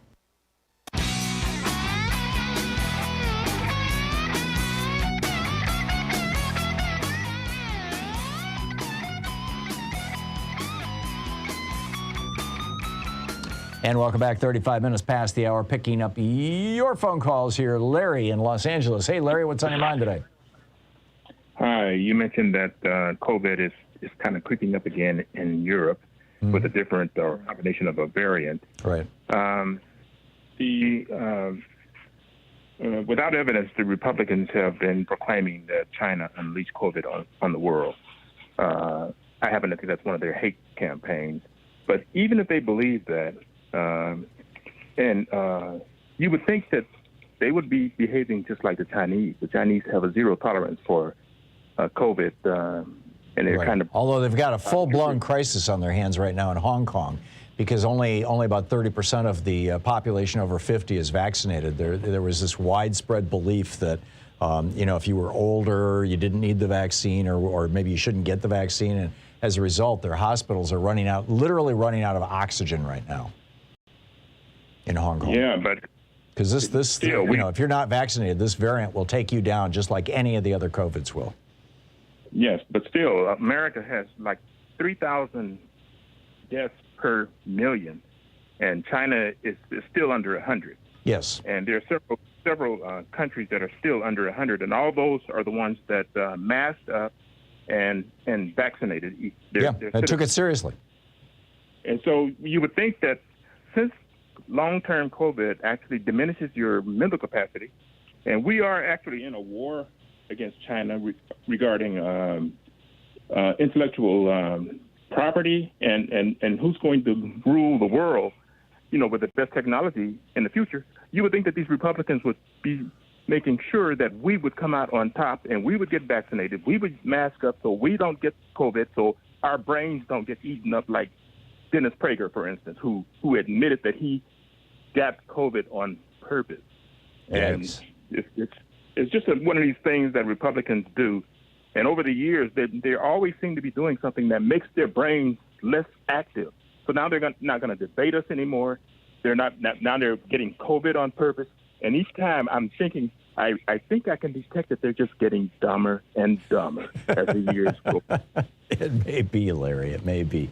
I don't know. It is sad though, and the idea of going out and getting intentionally infected is just absolutely nuts. So anyhow, thank you very much for the call, Larry. Laura in Chicago. Hey, Laura, what's on your mind? Hi. You were speaking about COVID earlier today. Mm-hmm. I am a termer. I think I'm in a couple of different medical journals because nobody can figure out what was going on with me. It was March 2020 when I got sick, and it was right before it came out, from the media and all of that. Mm-hmm. So they didn't know that you had COVID? No, they did not. Right. And so how's it been since then? I'm sorry? How are you doing since then? You said you have long COVID now? I have had long COVID for almost 2 years, but I'm trying to get back into the workforce because I need to work. I can't stand being by myself. Mm. But, a lot of the things that I'm seeing now are, in respect to our brains being less able to process things, but also I had problems obviously with my lungs. My heart was enlarged, and then my kidneys my spleen and my liver were compromised. Oh my. So if you walk into a place to do an interview and you have yellow skin, that's not a good place to start with. Yeah. But, are you still jaundiced? I'm getting over it. I look much better now. Thank you. That's a tough one. I had hepatitis once, and I remember, how scary that can be. That is horrible. My husband had hepatitis when he was a kid. Yeah. So I just think that maybe the medical community needs to look at, COVID not as just a lung disease, because I am not eligible if my kidneys or if my liver doesn't work. I'm not eligible to get a transplant unless I go to some sort of alcohol, some sort of treatment for alcohol, which is not the problem. Yeah. It's COVID is the problem. Yeah, Laura, I wish you the very best, and thanks for alerting our listeners to what it's like having long COVID.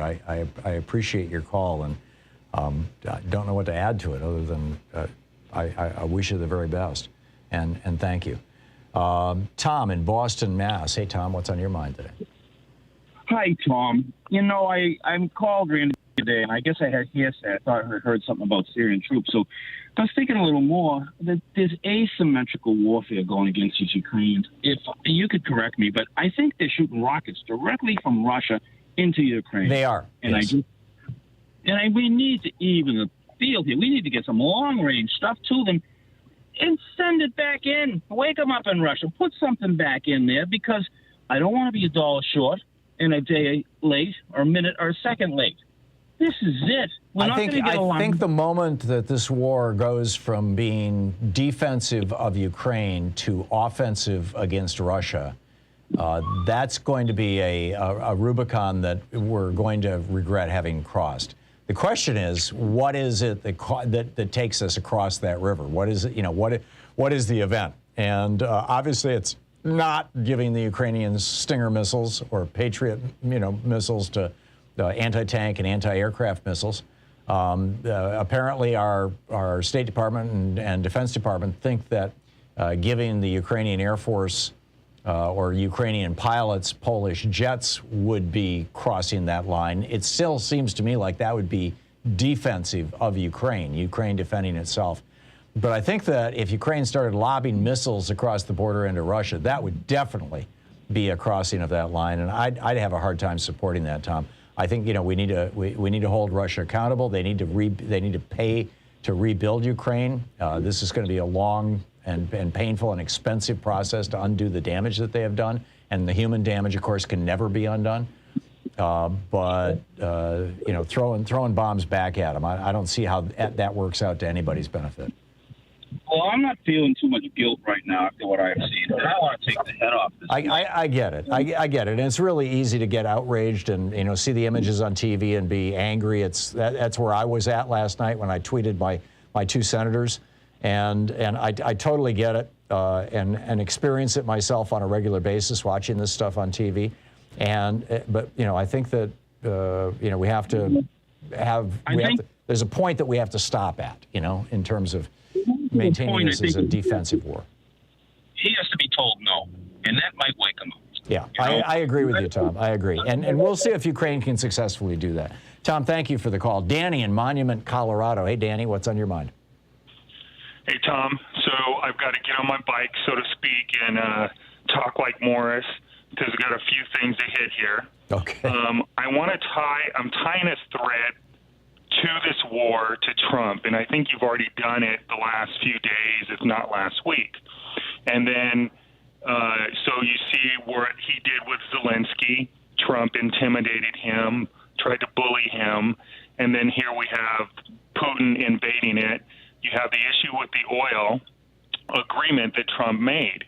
And so just those few things lead me to kind of disagree with you about Garland. There is no information out there that you've been putting out on your air that Garland is doing anything. And he's slow walking everything on Trump. I mean, I don't know what is going on, but you see what happened with the New York Attorney General, how he just dropped it. So it's like, that's not the New York AG. That's Letitia James. It's the prosecutor, the district attorney for Manhattan, who used to be Cyrus Vance's son and Cy Vance Jr. and now is Alvin Bragg.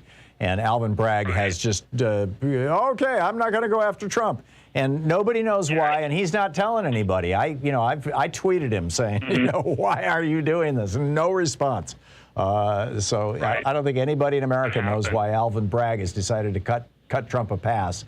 I think Trump is very good at digging up dirt on people, and I think they found a skeleton in his closet. Oh, I think you're probably right. I think he blackmailed Kennedy, Anthony Kennedy, to drop out of the Supreme Court so that he could put beer bong bread in there. Right. But it takes me back to Garland, Mr. Sleepy, I call him, because he looks sleepy all the time with his smile. And he's not doing anything. We don't know that for sure. Happening. Danny, I share your outrage, and I want to see Donald Trump prosecuted for the crimes that he's committed, not just against the people he's defrauded, but against the United States. Whether Garland is doing that or not right now, we don't know. We can encourage him, but I'm not yet ready to completely criticize him. Danny, thank you for the call. We'll be right back. You're listening to Thom Hartmann. Visit ThomHartmann.com for audio and video archives. But we'll see. I mean, these federal cases like this, particularly against a former president, never been done before. Have to be done very carefully.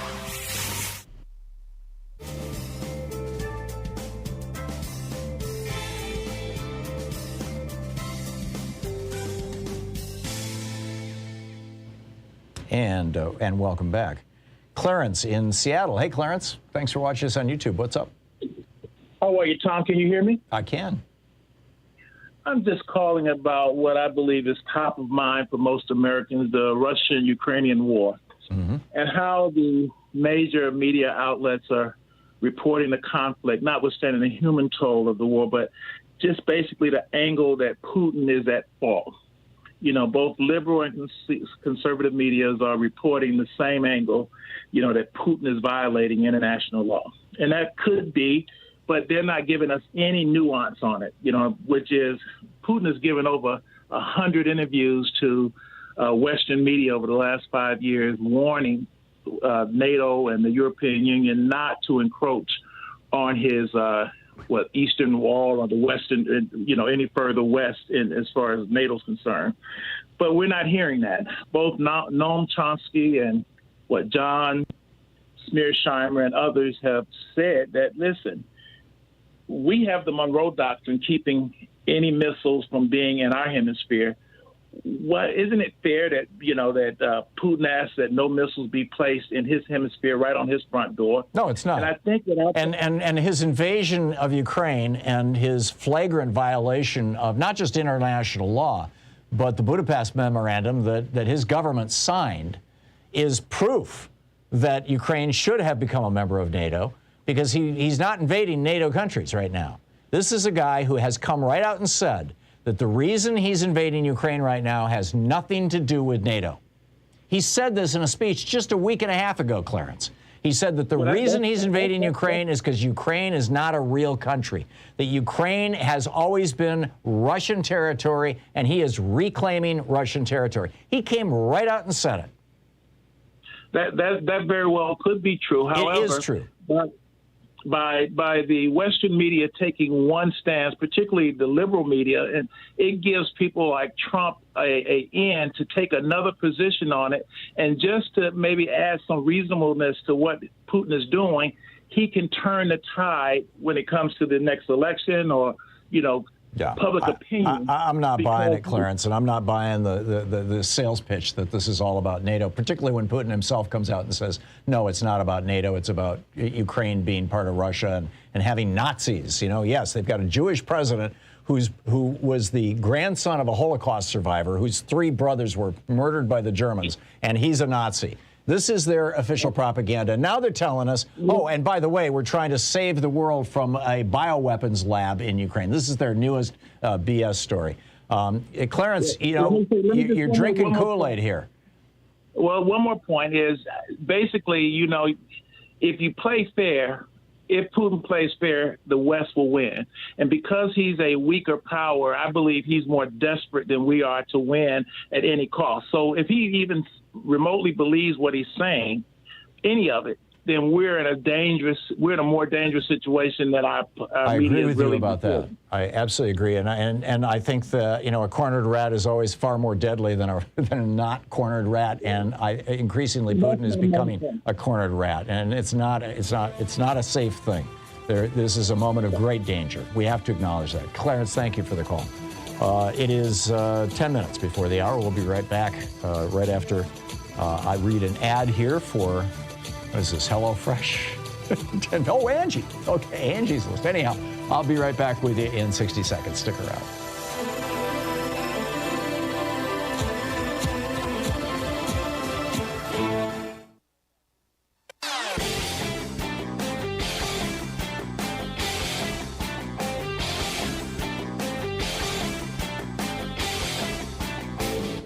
Hey, thanks so much for sharing our program and for reaching out to our stations and sponsors and letting them know that you're listening. It really means a lot to us. We have not in the United States historically protected people's feelings by law.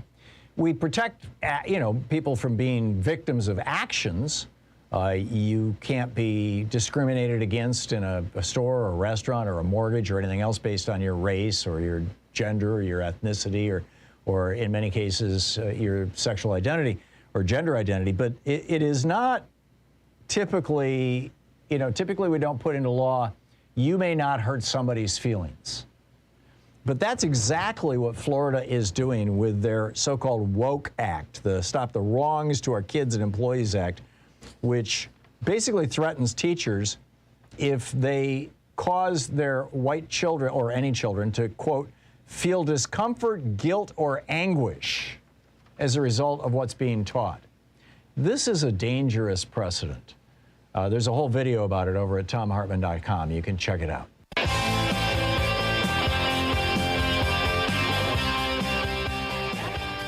And welcome back. 52 minutes past the hour, picking up your phone calls. And let's see, Bob in Portland. Hey, Bob, what's up? Hey, Tom, I just want to comment. I think that that Putin is bluffing. He's got $200 billion, some people say. How is he going to spend his money if he starts an atomic war? Yeah. He's not that stupid. I agree. I think he's a rational actor. I don't believe he's behaving irrationally. I believe that he's been in an echo chamber. He had bad intelligence. His military is not what it should be because the oligarchs who are in charge of it have been, skimming money off the top. I think you could say that there's some truth about that with regard to our military as well, sadly. But I don't think he's irrational. Plus, the point is, we should be defending another democracy here. We should be helping. This poor guy, this president is crying for us to get involved. He's becoming disillusioned about the power of democracies and their willingness to come to his aid. And speaking of that, just a comment one of your previous callers made about Merrick Garland. I emailed Merrick Garland about 3 days ago, but this morning it was reported that he came out and made some comments about the cases that he's not backing down from working on it. That's correct. He said yesterday that he was going to continue working on January 6th until every person involved was prosecuted, regardless of who they are or how high they are. I mean, he's said this twice now, and most recently yesterday. So yeah, I'm optimistic, and that's why I'm not willing to kick him at the moment. But I think we also need to keep an eye on what's going on there. Bob, thank you very much for the call. Eric in Erie, Pennsylvania. Hey, Eric, what's up? Hey, afternoon, Tom. Listen, the Brittany Griner thing. Have you guys caught wind yet about the astronaut that they're looking at leaving behind? I saw that story. It's bizarre that the Russians are saying we may leave the here. Russian space, the space agency boss. I mean, that's not what I'm calling about. But while I was waiting, you mentioned Brittany Griner. I mean, this is going to become another tactic. Yep. Is another to hostage. snatch Americans wherever you can. Yep. Anyway, the thing I'm calling about is this ongoing, ever-churning campaign against democracy itself and voters as blocs and as individuals. We need to discuss this in the context of precedent. And there's a really, really good example in pre-war Germany. Everything that happened before September 1st of 1939 in building up the Nazi Party and how it charmed and persuaded voters and was democratically elected in time and time again, year after year, before the whole thing went nuts. Let me put an exclamation point on that, Eric. In 1937, Adolf Hitler was on the cover of Time magazine. He was literally the most popular politician in the world that year. Yeah, they filled Madison Square Garden with the Bund and all that stuff, but maybe some of those Trumpy types, these anti-democratic types, if they could see it in plain black and white, side-by-side chart form, these are the steps of how you get to der Fuhrer. Yeah. And because a lot of them, Nazi gets thrown around. Bush was a Nazi. Obama was a Nazi. They make the poster with the mustache, and, it's all just, mudslinging. But there is a precedent here where there is parallel activity in the legislature, in the judiciary, and certainly by that type of executive when he's in office. And if you show that to the American people as a 2 + 2 = 4 kind of thing, I think you might get some of them to finally begin backing away from this radioactive thing that they signed up with. I doubt it. These people are ahistoric. They don't care about history. And many of them are frankly open fans of Hitler. Tom, ask Joyce how not optimistic I am. I can't believe you just shot me down. No, I'm telling you, there are Republicans who are fans of Hitler. They're wearing swastikas. They're talking. You got Tucker Carlson talking about the Great Replacement theory. I mean, that was Hitler's whole thing, right? The Protocols of the Elders of Zion. All of this, new world order and one world government and Zionism and yada, yada, yada. 2,000 years, hasn't it been long enough? We've been beaten up on Jewish people everywhere in the world that they've gone and landed and worked and succeeded. They end up hunted and hated.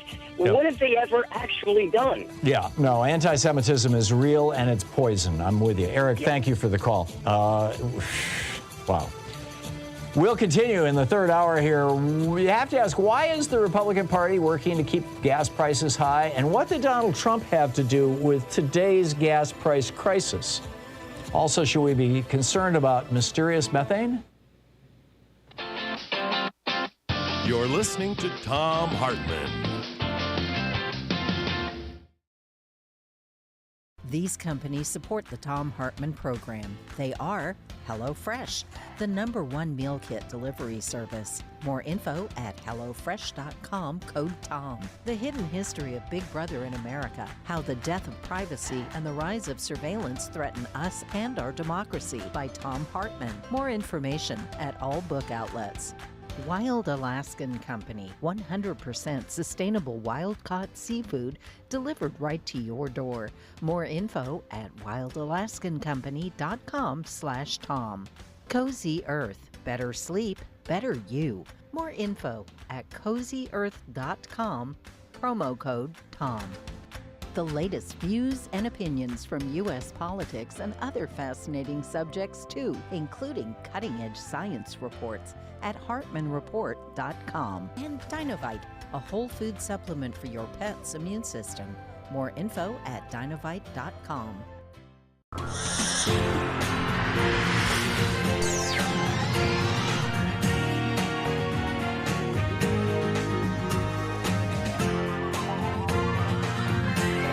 We say fight back!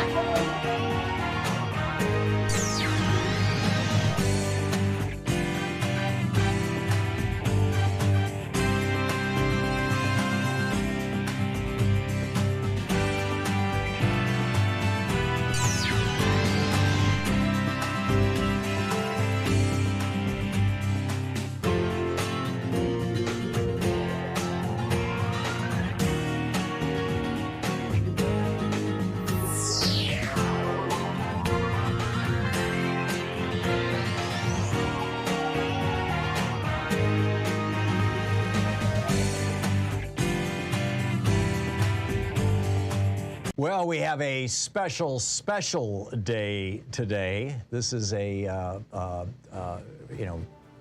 one day only thing. First off, it is a dollar for dollar match up to $10,000. Whatever contribution you make to Free Speech TV today will be doubled by frontline funders, Alice in Minnesota and Karen in Kansas. And Alice and Karen, bless you. Thank you. So your donation will be doubled up to 10 grand today, number one. And number two, this is a one-day only surprise premium. With any contribution over $30, you'll get whatever the premium is associated with that. And if you ask, they will also send you a special sticker that says "Humped at the Pump" by Comrade Trump, which was suggested by one of the listeners to our program, one of our callers. And Free Speech TV is making these stickers, and with a $30 more contribution, you can get your very own stickers for the rate. So today only, your contribution is doubled, and you can get the "Humped at the Pump" by Comrade Trump sticker with any contribution over $30. Isn't this network wonderful? I mean, isn't it so cool that we've got here a progressive network with a lot of great content, and people saying, having a worldview and a perspective that's fairly consistent across Free Speech TV, and yet so different. Stephanie comes on in the morning and is just funnier than, she's so good, and the people with her and on her show. And then, I do the best I can, and then Randy comes on, and she's got just, whoa, I didn't catch that one. I'm constantly saying that to myself about some of the videos that Randy's coming up with. And David Pakman, same thing. I probably shouldn't have started, because now I know I'm missing a whole bunch of people, and my apologies. But this network is just so cool. And the best thing that you could do, the best gift that you can give Free Speech TV, particularly if, $30 is unaffordable to you, is to let your friends know about Free Speech TV. I mean, I'm constantly getting calls from people who go, "Hey, I just found your network," or "Somebody just told me about you, and I just, yeah, this network has been here for 20 years or more, and it's just been consistently the little engine that could. Every day, another bunch of electrons going up to the satellite and coming down to your house or through your internet or however you may be getting it. And they have been persistent and true to their calling, as it were, and consistent. And and all of those things are so rare in media. So it's just a fine thing, and you need to be supporting Free Speech TV. There's also a bunch of goodies here that you can get in addition to the Hump at the Pump by Comrade Trump stickers, which I love it. With a $20 gift, there's the Free Speech TV clear sticker, the clingy plastic for your, for a window or a back window of your car, or the Free Speech TV bumper sticker, which is the sticky stuff, or the Thom Hartmann, a proud student of Thom Hartmann University bumper sticker, which are kind of collector's items now. With a $50 gift, there's the Free Speech TV seed bomb, celebrate Earth Day every day. Of course, with a $30 gift or more, there's the Humped at the Pump by Comrade Trump sticker. Someday I'll get it. With a $100 gift, Free Speech TV will plant a tree in your honor, as it were. You will have been responsible for a tree being planted, which is a good thing. Reforestation is something we need.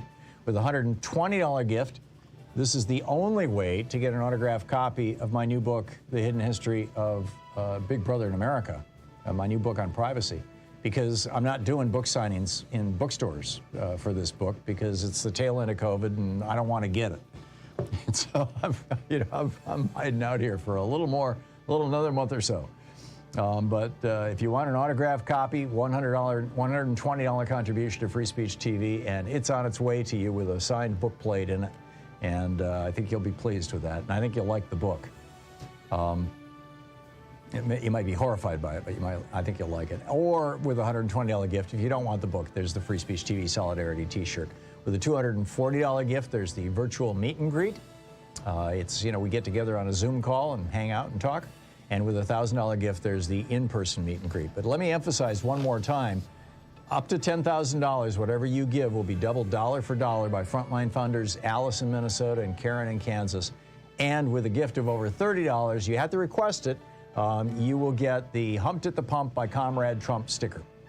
877-378-8669 or text FSTV to 44321 or go to freespeech.org, all the ways that you can contribute to this program and network.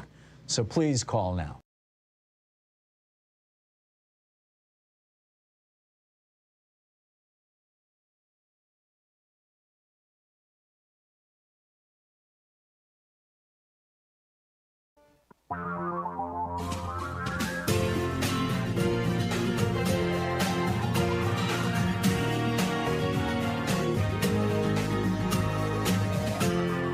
This is the Thom Hartmann Program.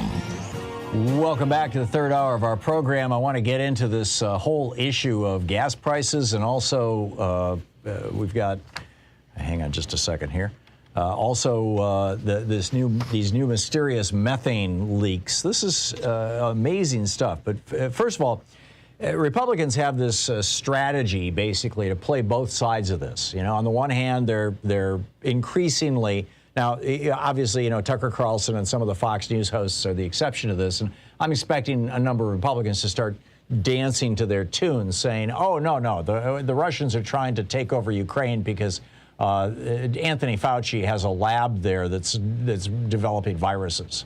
This is the latest sales pitch that Russian Foreign Minister Sergei Lavrov tried pitching this morning, and that Tucker Carlson did last night. Apparently, from the press reports I'm seeing. I didn't actually watch it on TV, but I've read 2 articles now about it. So the Republicans are kind of trying to play both sides of this. Oh, poor Ukraine. Oh, yeah, but it's Russia's probably justified. And Kevin McCarthy is pushing this idea that the rise in gas prices has got nothing to do with the fact that there's this war in Ukraine going on. He says these aren't Putin prices; they're President Biden prices. Senator Sanders has come out and said we can no longer allow big oil companies, huge corporations, and the billionaire class to use the murderous Russian invasion of Ukraine and the ongoing pandemic as an excuse to price gouge consumers. It's time to enact a windfall profits tax and reasonable price controls. I agree. And it's not the oil supply that's the problem. It's big oil. But it goes beyond that. Let me just take you on a trip into the Wayback Machine. This is, we're going back to the New York Times, April 12th, 2020.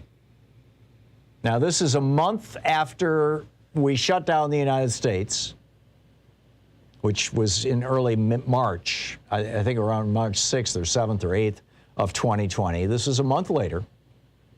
And, of course, shutting down the United States, the world had shut down. And you may remember, I remember, you know, Louise and I going on our daily walk and looking up and seeing literally for the first time since 9/11, the skies being completely blue, not a single vapor trail in sight. And it was that way for several days, or several weeks, actually, in my recollection. And the price of oil had collapsed. I mean, the price of oil, the Texas crude was below zero. You had, you know, producers paying purchasers not to take delivery of oil. And the international price of oil had fallen to $15 a barrel. So Trump is looking at re-election he's trying to get reelected in November, and he really wants the money from the oil companies to help him with his reelection chances. And so Donald Trump goes into this negotiation with OPEC, Saudi Arabia, and Russia. And the deal that they were working out, that they tried to work out, was, well, this is from the New York Times. Keep in mind, this is April 12th, 2002, New York Times. Quote, oil-producing nations on Sunday agreed to the largest production cut ever negotiated in an unprecedented and coordinated effort by Russia, Saudi Arabia, and the United States to stabilize oil prices. President Trump facing a re-election campaign, a plunging economy, and American oil companies struggling with collapsing prices took the unusual step of getting involved after the two countries, that's Saudi Arabia and Russia, entered a price war a month ago. Before the coronavirus crisis, 100 million barrels of oil each day fueled global commerce. But demand is down by 35%. The plan by OPEC, Russia, and other producers in the group known as OPEC Plus will slash 9.7 million barrels a day in May and June, or close to 10% of the world's output. The deal should bring, again, I'm quoting from the New York Times, the deal should bring some relief to struggling economies in the Middle East and Africa and global oil companies, including American firms. The American oil benchmark price was just over $23 a barrel on Sunday night. They go on to note the agreement reached on Sunday was the result of more than a week of telephone conversations involving Mr. Trump, the Saudi Crown Prince Mohammed bin Salman, and President Vladimir V. Putin of Russia. Mr. Trump praised the deal, saying on Twitter that it will save hundreds of thousands of energy jobs in the United States. Right, obvious BS and hyperbole. But here we are. They cut oil production dramatically. I mean, the biggest cut in oil production in the history of the world. And we're wondering why oil is $130 a barrel? You know, obviously not to mention the war in Ukraine. But why is the Republican Party working so hard to keep oil prices high when there's a Democrat in the White House? Well, I don't think I have to answer that question in detail, but there you go.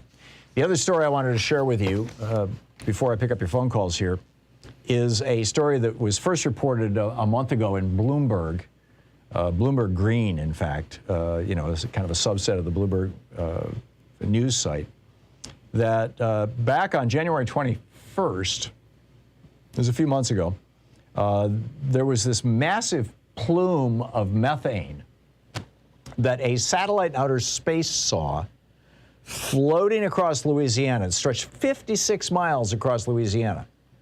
Methane is natural gas.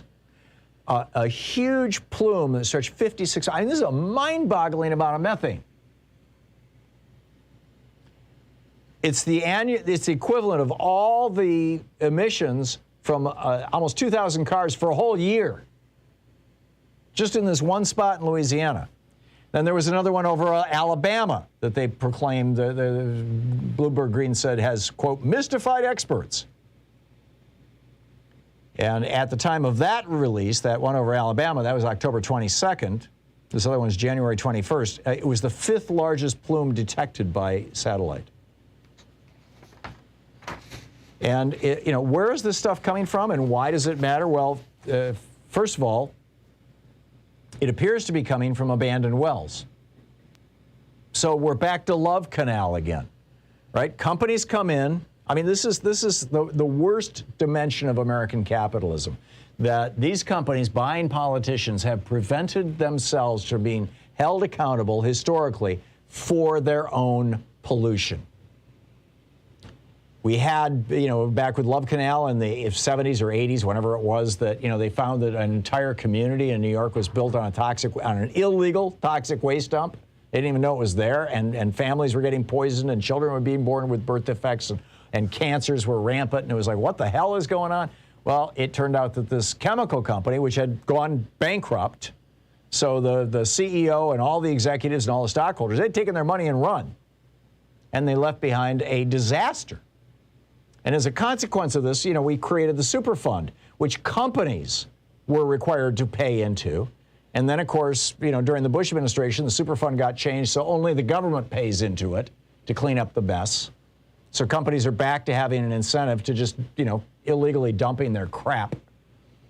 And now we're discovering that companies that have been drilling for oil and natural gas, drilling and fracking for oil and natural gas, are, once the wells have pumped out, the easily pumped cheap stuff, they're just walking away.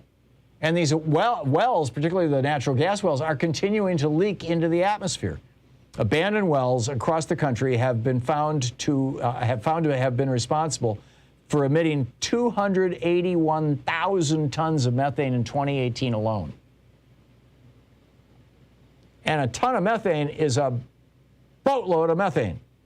I mean, keep in mind, this is a gas. Measure a ton of a gas, that's a huge volume of gas. According to the Science Journal, the journal Science, quote, these sources represent as much as 12% of global methane emissions from oil and gas production and transmission. Methane emissions from oil and gas companies alone add up to 197 million metric tons of carbon dioxide equivalents every year in the United States. Methane is 80 times more potent than carbon dioxide as a greenhouse gas. The Kairos satellite found it took an estimated 105 tons of methane an hour being emitted to produce that plume in Louisiana. The Alabama plume they were releasing 58 tons an hour of methane. There was a plume in New Mexico, 39 tons of methane per hour. One of the most potent greenhouse gases that exists. 80 times, not 80%, 80 times more potent than carbon dioxide. And now we're seeing the same thing coming out of Russia, China, Turkmenistan, and other places, where they're doing the same thing. We tried in the United States to say to polluting companies, if you're going to, create pollution, you need to put up basically a surety bond. You need to pay in advance for the cleanup. And then, of course, that got nuked, and now it's just the government's responsibility. And with oil and gas, we never even succeeded in doing that, the Superfund stuff. And so the oil and gas companies, they take the money, and we take the pollution. We get the methane, we get the poison gas, we get the atmospheric destruction, we get the hundreds or thousands of families left homeless from wildfires and floods and mile-long tornadoes, the derecos. We're the ones who get to pay for all this, while the fossil fuel billionaires and their buddies and the multimillionaires, just laugh all the way to the bank or to their yacht. We need to do something about this. We'll be right back. This is the Thom Hartmann Program. By the way, a couple of people responded to my thing about Brittany on Twitter, pointing out that her wife has said, hey, let's keep this on the down low. So I'm going to stop talking about that now.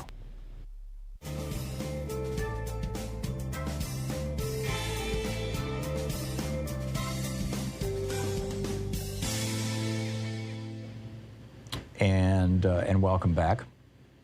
Let's see here. Phil in Salinas, California. Hey, Phil, what's on your mind? Thanks for watching us on Free Speech.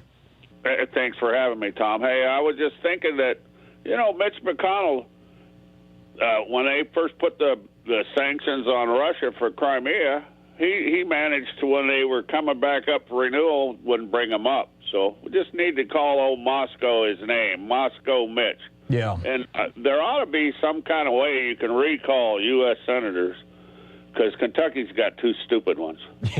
The problem is they just had an election, a year and a half ago, and Mitch McConnell got reelected. Yeah, what's wrong with the people of Kentucky? Are they just dumb or what? I think that we all underestimate the power of millions of dollars in television advertising. I mean, if you could just carpet bomb a state with television ads that are filled with lies or misrepresentations, you can convince people of just about anything. I mean, Abe Lincoln said it. You can fool all of the people some of the time and some of the people all of the time. The good news is you can't fool all of the people all the time, but all you have to fool in Kentucky is 51% of the people. Yeah. And on this gas thing, I'm fairly old. I'm 73, and I went through the odd and even deal and when Carter was in office. Mm-hmm. That I was a delivery guy, and I knew a gas delivery guy, and he told me this main thing was they wanted to force the small independents out of being able to own a gas station. Oh, interesting. So they would tell them they couldn't get gas. They would give it to the, like Chevron station or Shell station. They would get it. The other ones wouldn't. Yeah, and if you remember, Phil, I mean, if you're old enough to remember that before the gas crisis of '79, and that was the one that was when Jimmy Carter was president, and that was the one that was associated with the fall of the Shah, and Iran's oil coming offline, and they were producing 2 or 3 million barrels a day. That before that happened, there were gas stations. I mean, every corner had 2, 3, 4 gas stations, and they were all competing with each other. And there were a lot of independent gas stations around. And 10 years after that, there were no independent gas stations at all. And now you've got entire parts of town where you've got one gas station. Yeah. Well, here's the deal: the delivery guy I knew, he would take, after these gas stations closed down, they would tell him, go fill their tanks up because we need somewhere to store the gas. Wow. This is the oil companies. Yeah, this was in '79. Yeah. He would go to a closed down gas station, pump their tanks full. And that was part of his job. So they could have a storage spot for that gas that they had that they didn't want to release to the public. Yeah. There's a Michael Moore documentary in here somewhere, Yeah. Well, he told me they had 5 big super tankers anchored up in the Bay Area that were full of refined gas, and they didn't want to release it because they wanted the price to go up. Yeah. I can remember when gasoline was 15 cents a gallon, and now what's almost 10. Yeah, I don't remember 15, but I remember 4 gallons for $1, 25 cents a gallon. I remember that quite well. Phil, I got to run. The gas war. Yeah, they absolutely, the gas wars of the 60s. Yeah, I remember them well. Phil, thanks a lot for the call. Good talking with you. It's 21 minutes past the hour. We'll be right back on the other side of this break. Stick around.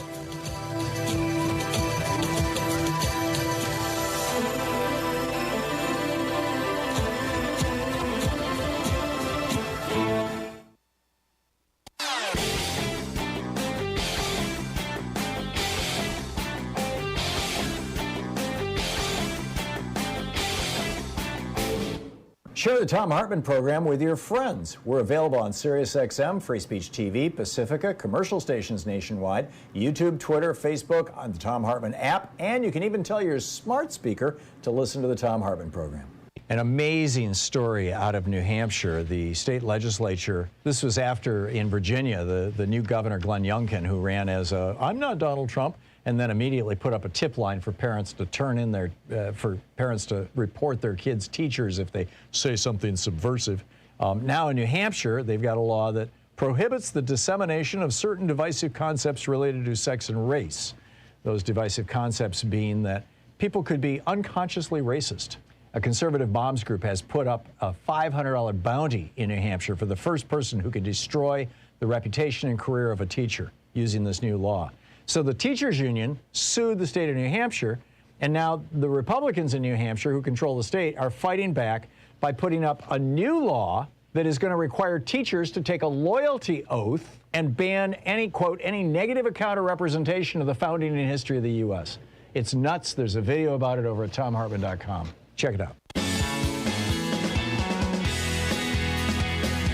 Welcome back. Just one other story I wanted to flag for you. 2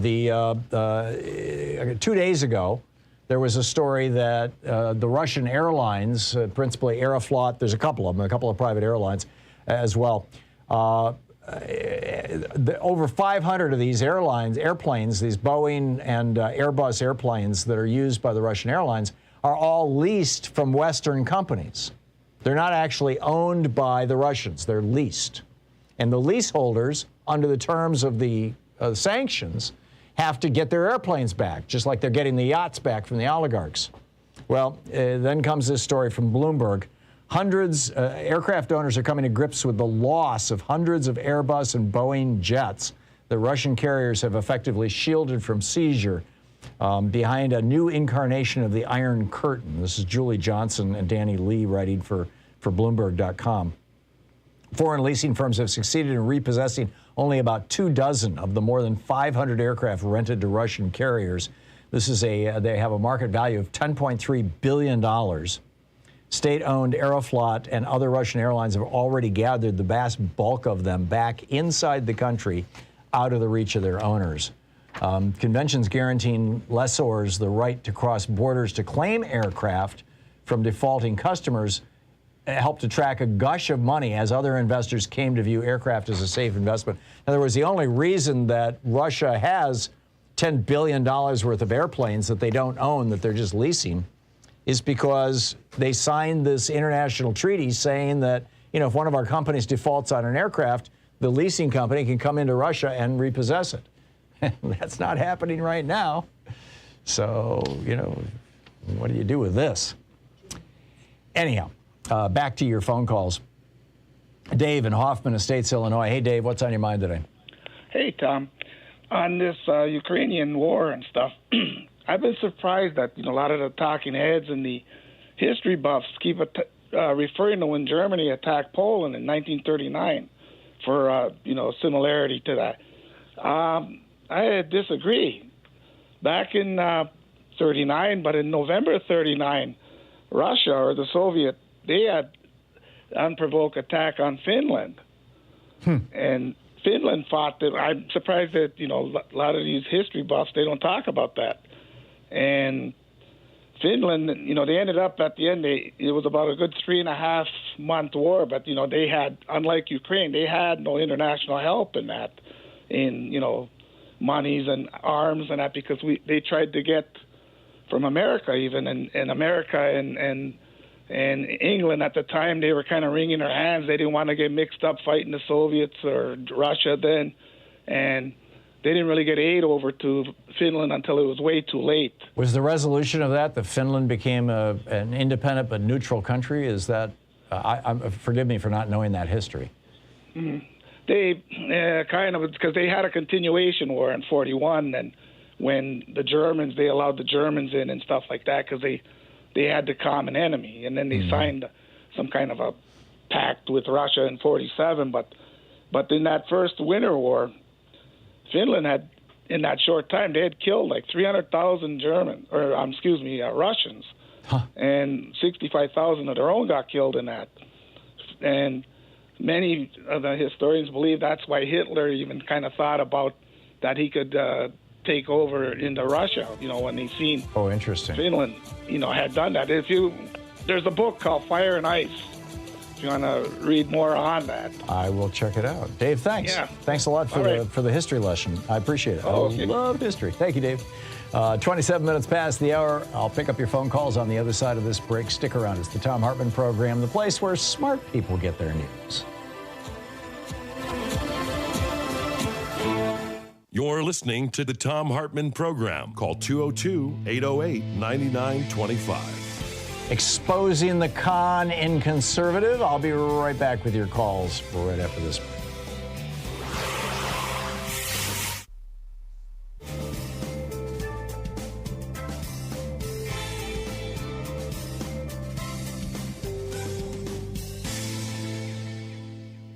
Well, we have a special day today. This is a, one day only thing. First off, it is a dollar for dollar match up to $10,000. Whatever contribution you make to Free Speech TV today will be doubled by frontline funders, Alice in Minnesota and Karen in Kansas. And Alice and Karen, bless you. Thank you. So your donation will be doubled up to 10 grand today, number one. And number two, this is a one-day only surprise premium. With any contribution over $30, you'll get whatever the premium is associated with that. And if you ask, they will also send you a special sticker that says "Humped at the Pump" by Comrade Trump, which was suggested by one of the listeners to our program, one of our callers. And Free Speech TV is making these stickers, and with a $30 more contribution, you can get your very own stickers for the gas pump wars, I guess is what it is. I don't know. I don't want to encourage anybody vandalizing gas pumps, but you could put it on your on the little door that you put your gas on, I suppose. Whatever. You could do anything you want with it. It's a free country, right? But it's great. So today only, your contribution is doubled, and you can get the "Humped at the Pump" by Comrade Trump sticker with any contribution over $30. Isn't this network wonderful? I mean, isn't it so cool that we've got here a progressive network with a lot of great content, and people saying, I mean, having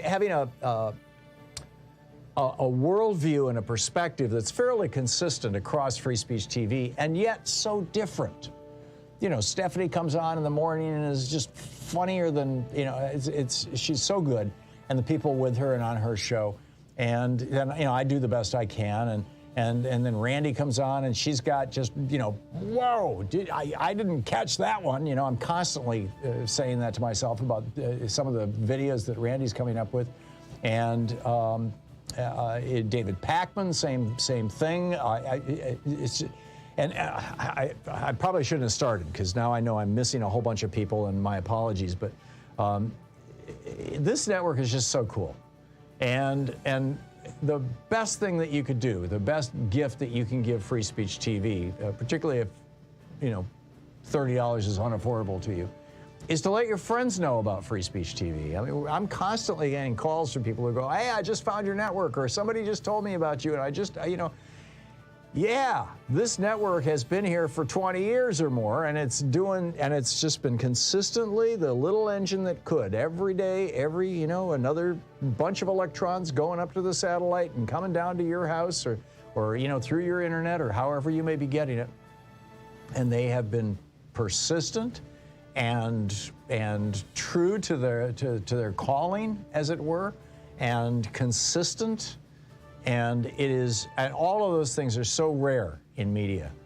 So it's just a fine thing, and you need to be supporting Free Speech TV. There's also a bunch of goodies here that you can get in addition to the "Humped at the Pump" by Comrade Trump stickers, which I love it. With a $20 gift, there's the Free Speech TV clear sticker, the clingy plastic for your, for a window or a back window of your car, or the Free Speech TV bumper sticker, which is the sticky stuff, or the Thom Hartmann, a proud student of Thom Hartmann University bumper sticker, which are kind of collector's items now. With a $50 gift, there's the Free Speech TV seed bomb, celebrate Earth Day every day. Of course, with a $30 gift or more, there's the Humped at the Pump by Comrade Trump sticker. Someday I'll get it. With a $100 gift, Free Speech TV will plant a tree in your honor, as it were. You will have been responsible for a tree being planted, which is a good thing. Reforestation is something we need. With a $120 gift, this is the only way to get an autographed copy of my new book, The Hidden History of Big Brother in America, my new book on privacy, because I'm not doing book signings in bookstores for this book, because it's the tail end of COVID and I don't want to get it. And so I'm hiding out here for another month or so. But if you want an autographed copy, $120 contribution to Free Speech TV, and it's on its way to you with a signed book plate in it. And I think you'll be pleased with that. And I think you'll like the book. You might be horrified by it, but I think you'll like it. Or with a $120 gift, if you don't want the book, there's the Free Speech TV Solidarity T-shirt. With a $240 gift, there's the virtual meet and greet. It's, we get together on a Zoom call and hang out and talk. And with a $1,000 gift, there's the in-person meet and greet. But let me emphasize one more time, up to $10,000, whatever you give will be doubled dollar for dollar by frontline funders Alice in Minnesota and Karen in Kansas. And with a gift of over $30, you have to request it, you will get the Humped at the Pump by Comrade Trump sticker. 877-378-8669 or text FSTV to 44321 or go to freespeech.org, all the ways that you can contribute to this program and network. So please call now.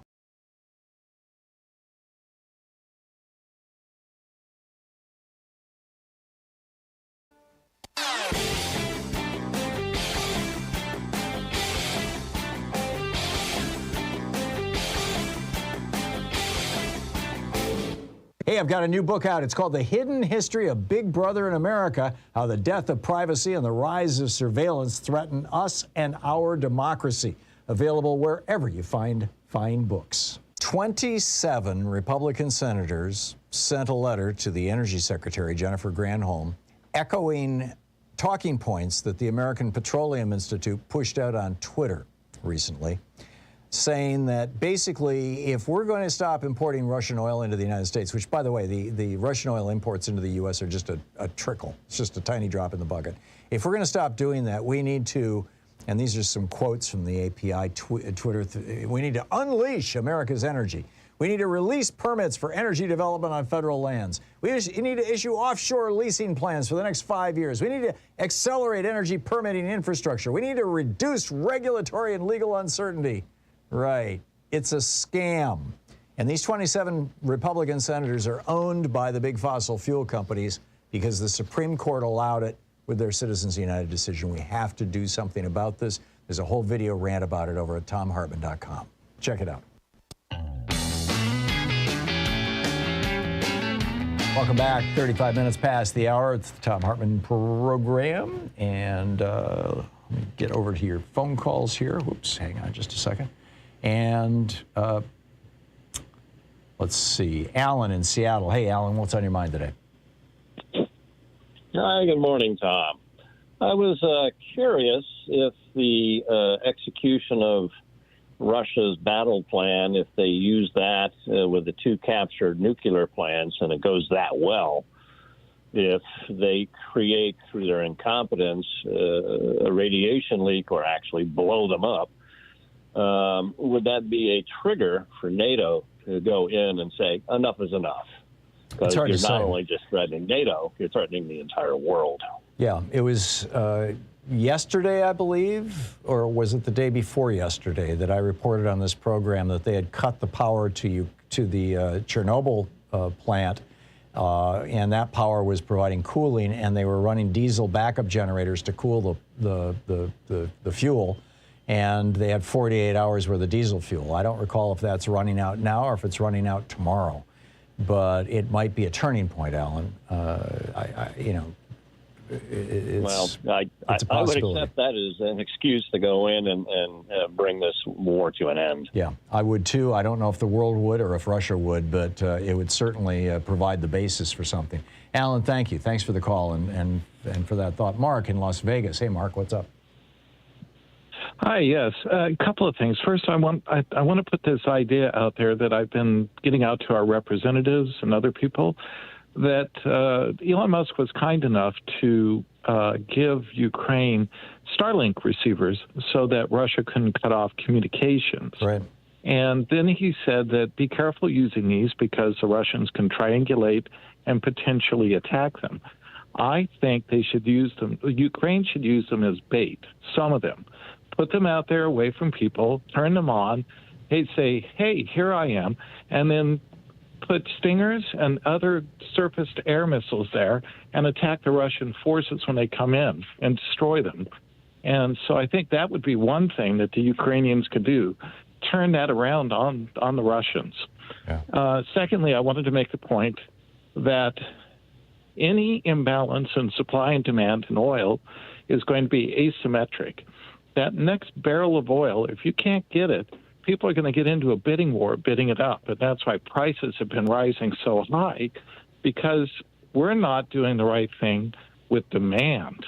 And well, there's that. It's also that the Saudis cut production, in April of 2020 at the request of Donald Trump, and they have not restored production. And now when Joe Biden calls them up and says, hey, let's go back to your 2019 production levels, to get the price of oil down to $60 a barrel, they literally refuse to take his call.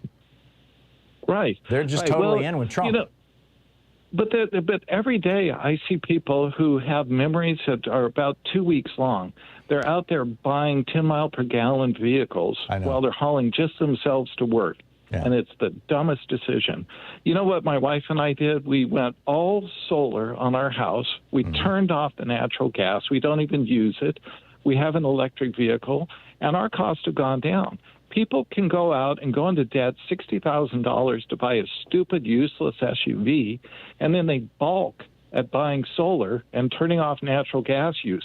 Right. Our electric bill was $36 last month. Wow. That's spectacular, Mark. Mark, thank you for the inspiration. That's what people can do. There you go. Thank you for the inspiration. John in San Francisco. Hey, John, what's on your mind today? Hi, Tom. Thanks for taking my call. Sure. At the top of the last hour, during your commercial break, I was watching CNN, and they had a drone video north of Kiev. You talking about the flooding? The highway. Huh? Are you talking about the flooding? No, I'm talking about the Javelin anti-tank and the Stinger anti-aircraft missiles are starting to take effect for the Ukrainian defense forces. Mm-hmm. And the drone video shows a highway, about a mile of highway, with tanks moving on it and then being blown up as they approach the suburbs of Kiev. Wow. And it's a huge, huge development. I think maybe, and I'm not an apologist for these guys, but I think the Pentagon may have been doing the long game and saying, let's let these weaponry start to have an effect.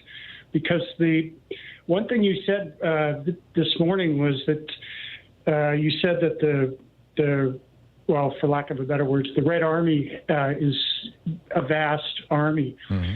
And I saw a number over the weekend that they have about 880,000 active forces and then another reserve about equal amount. And if the numbers are accurate, 200,000 were lined up in Ukraine, and they claim now that they're all in Ukraine before, the thing got going. So that gives them maybe 75% left, supposedly.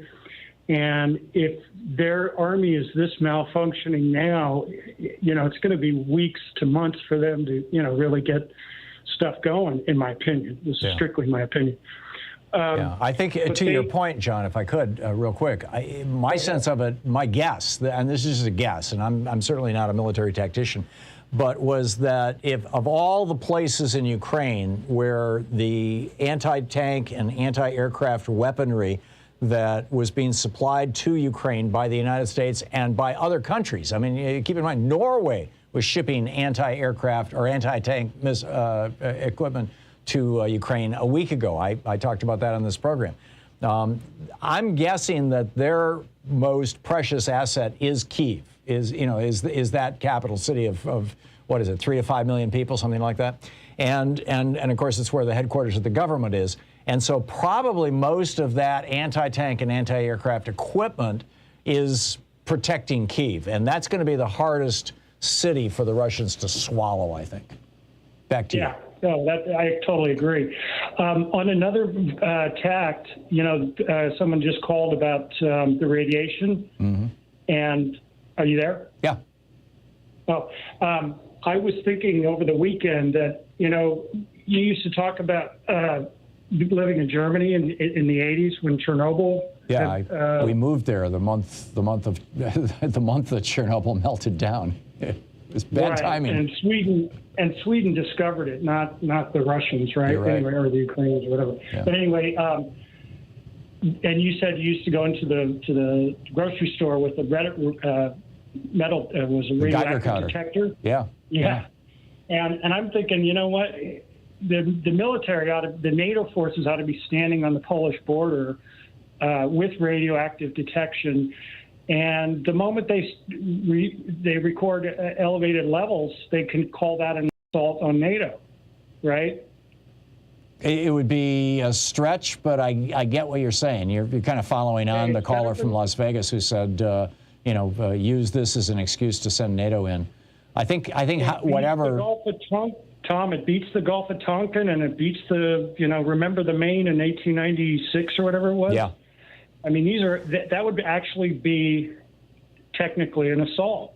Yeah. I mean, the result. Well, Gulf of Tonkin was used to sell us the Vietnam War. Remember the Maine was used to sell us the Spanish-American War. They're both phony wars. And tragically, we have a history of this. We could probably sell another phony war to Americans. The problem is, can you sell it to the Russians? I mean, provoking World War III is a good idea. Not doing that. Right, but we could settle this all in court in a few years, right? Well, who knows? I mean, how many people are dead by that point? That's going to be the big challenge. Is by the time you get to court. Anyway, we got good news, Tom. What's that? We got good news. The early results are that the anti-tank, anti-aircraft missiles are. I'm also reading that the Ukrainians have apparently flooded parts of the areas just north of Kyiv by breaching a dam, and that's going to make it a lot harder for the Russian tanks and troops to get in there. We'll see. John, thanks for the call. You're listening to Thom Hartmann. Visit ThomHartmann.com for audio and video archives. Flooding areas to stop armies has a history going back to the Romans. So I'm sure it goes back before that. We'll be back.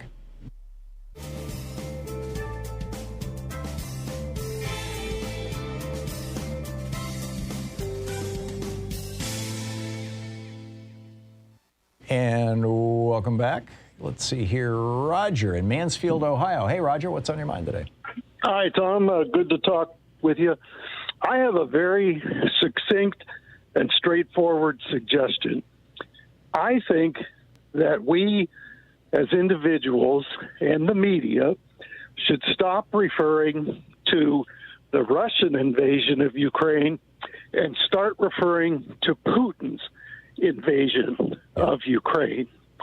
Now, the difference may seem insignificant to some people, but I don't think it is. I mean, I think our language matters, and I think maintaining the locution, Putin's invasion, Putin's war, Putin's assault, and so forth, puts the blame for this atrocity squarely where it belongs.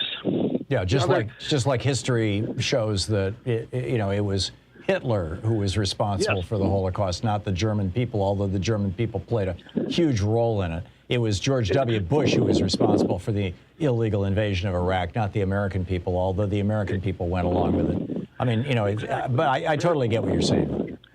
Yeah, very, very much my point. And it also reserves some space for the Russians who are informed and do not support this invasion, of whom there are many and will be more as more information gets to them. I'm seeing news stories about a Russian brain drain crisis, that young, educated Russians, particularly those who are studying overseas, are just not going back to Russia, or they're leaving Russia right now and saying, they're getting enough. out. We're getting out while the getting's good, or while we still can, because what they're seeing is that Putin is bringing down a new Iron Curtain. I mean, he just said, McDonald's said they're shutting down all their stores.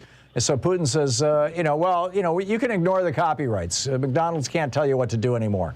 You're now independent. He's said to Boeing or to the companies that are leasing the Boeing and Airbus aircraft, 500 aircraft and $10 billion of the aircraft in the country. You can just hang on to this stuff. Don't worry about that.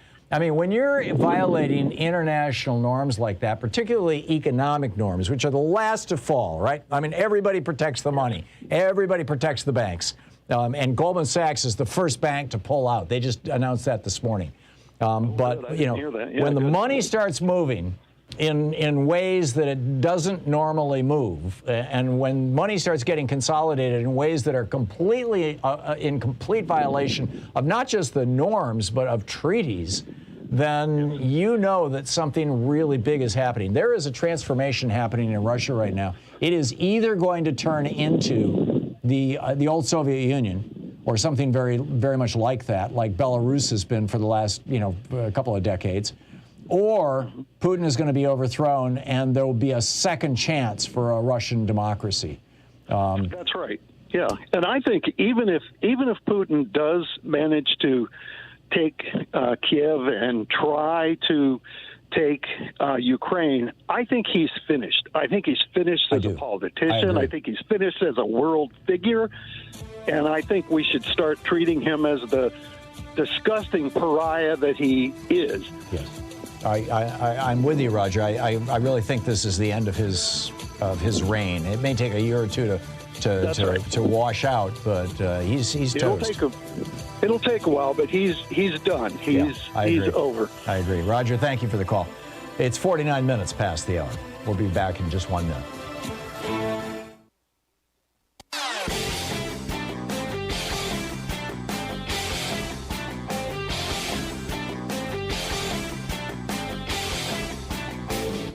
Change starts with you. You can be calling your Democratic or Republican representatives to let them know what you think by calling 202-224-3121. It's the Capitol switchboard. It'll get you right through to them. So how do you know which party has the most crooks in it?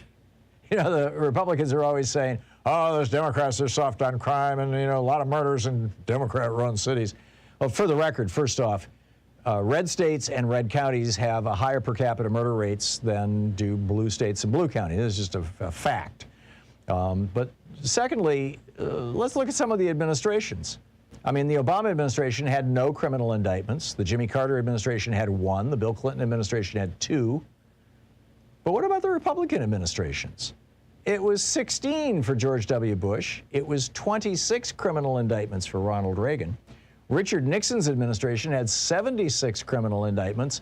And of course, the full-time professional rapist and grifter, Donald Trump, he had 215 criminal indictments.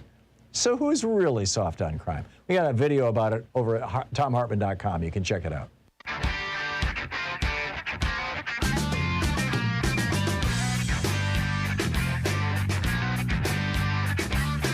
And welcome back. Picking up your phone calls, Lori in Ocala, Florida. Hey, Lori, what's on your mind today? Hi, Tom. I've been going over all of the things that Biden would have to take care of while he is the Democratic president, and they're overwhelming. And I thought maybe we need a Department of Recovery of Losses caused by externalities or negative impacts. You're talking about oil companies and chemical companies and mining companies. There's a big problem in West Virginia just walking away from the poisons they leave. You've got it. And Medicare fraud by big drug companies, overcharging Americans for drugs, monopolies costing innovation of small businesses, IRS not getting the money from all of the people that really should be paying their taxes. If we had one department that took care of all of that, we could start a department, just like George Bush did, the Department of Homeland Security. So we could really help all Americans through one department rather than trying to target each one. Yeah. What do you think of that idea? I think it's a reasonable idea, Lori, and certainly the thinking behind it is brilliant. I mean, you know, we need to figure out a way to deal with companies that are basically exploiting the loopholes in American capitalism that let them take all the profits and dump all the poison on us. And then we have to pay for it with our tax dollars. We absolutely have to figure out a way to do that. We've tried it a couple of times, and every single time, you know, they just buy off a few politicians and wiggle back out of it. And of course, that gets back to the core cancer that we have, which is that, you know, is the money in politics, and the Supreme Court saying that money in politics is just fine with them. So I think it's a great idea. Lori, thank you for sharing that. I appreciate the call. John in Bellingham, Washington. Hey, John, what's on your mind today? Tom, Putin's been at war with the United States his entire life. He was KGB. Yeah. He was educated under the USSR's educational system. He has never been a Western democracy fan, and he never will be. Well, he positioned himself as one in 2000. When he took over from Yeltsin, that was the whole shtick, was that he was going to embrace democracy, and of course it was the neoliberal version of it. It was the Chicago School version.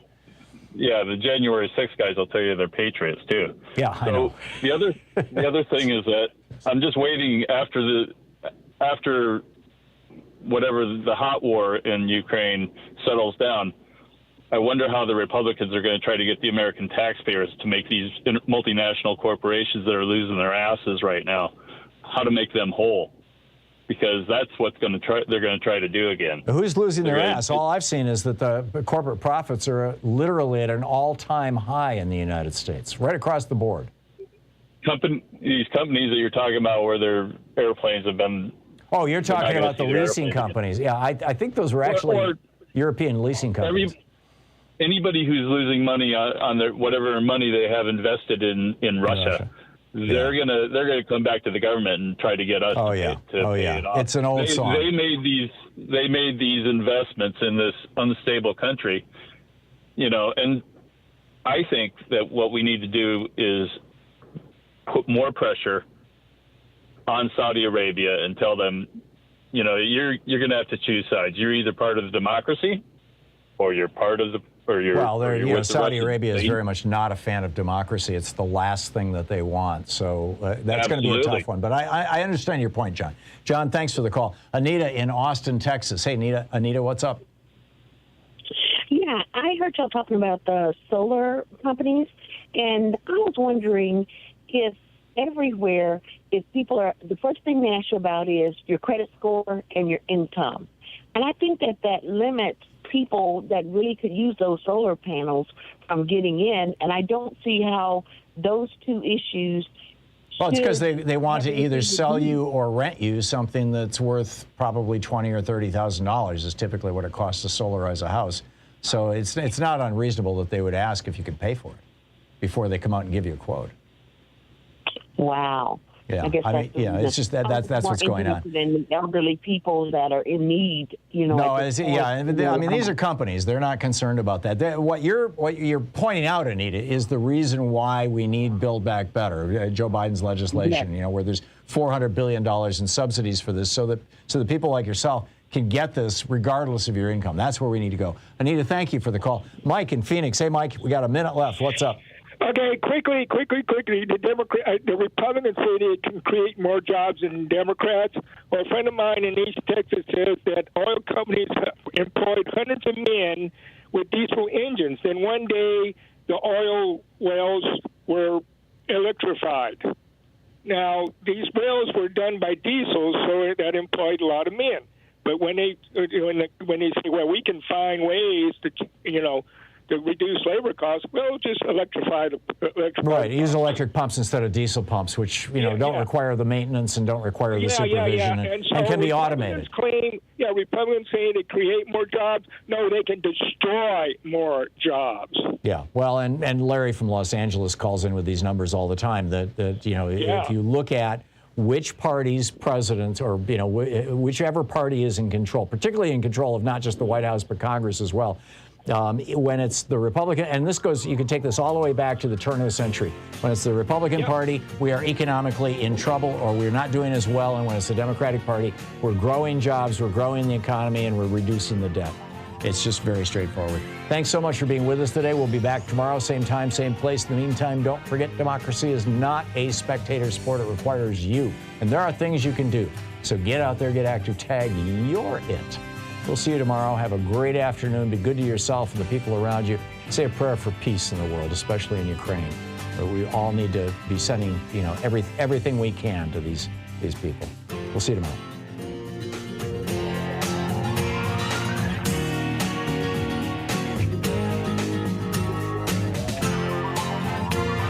You've You've been listening to Thom Hartmann. For audio and video archives, visit thomhartmann.com.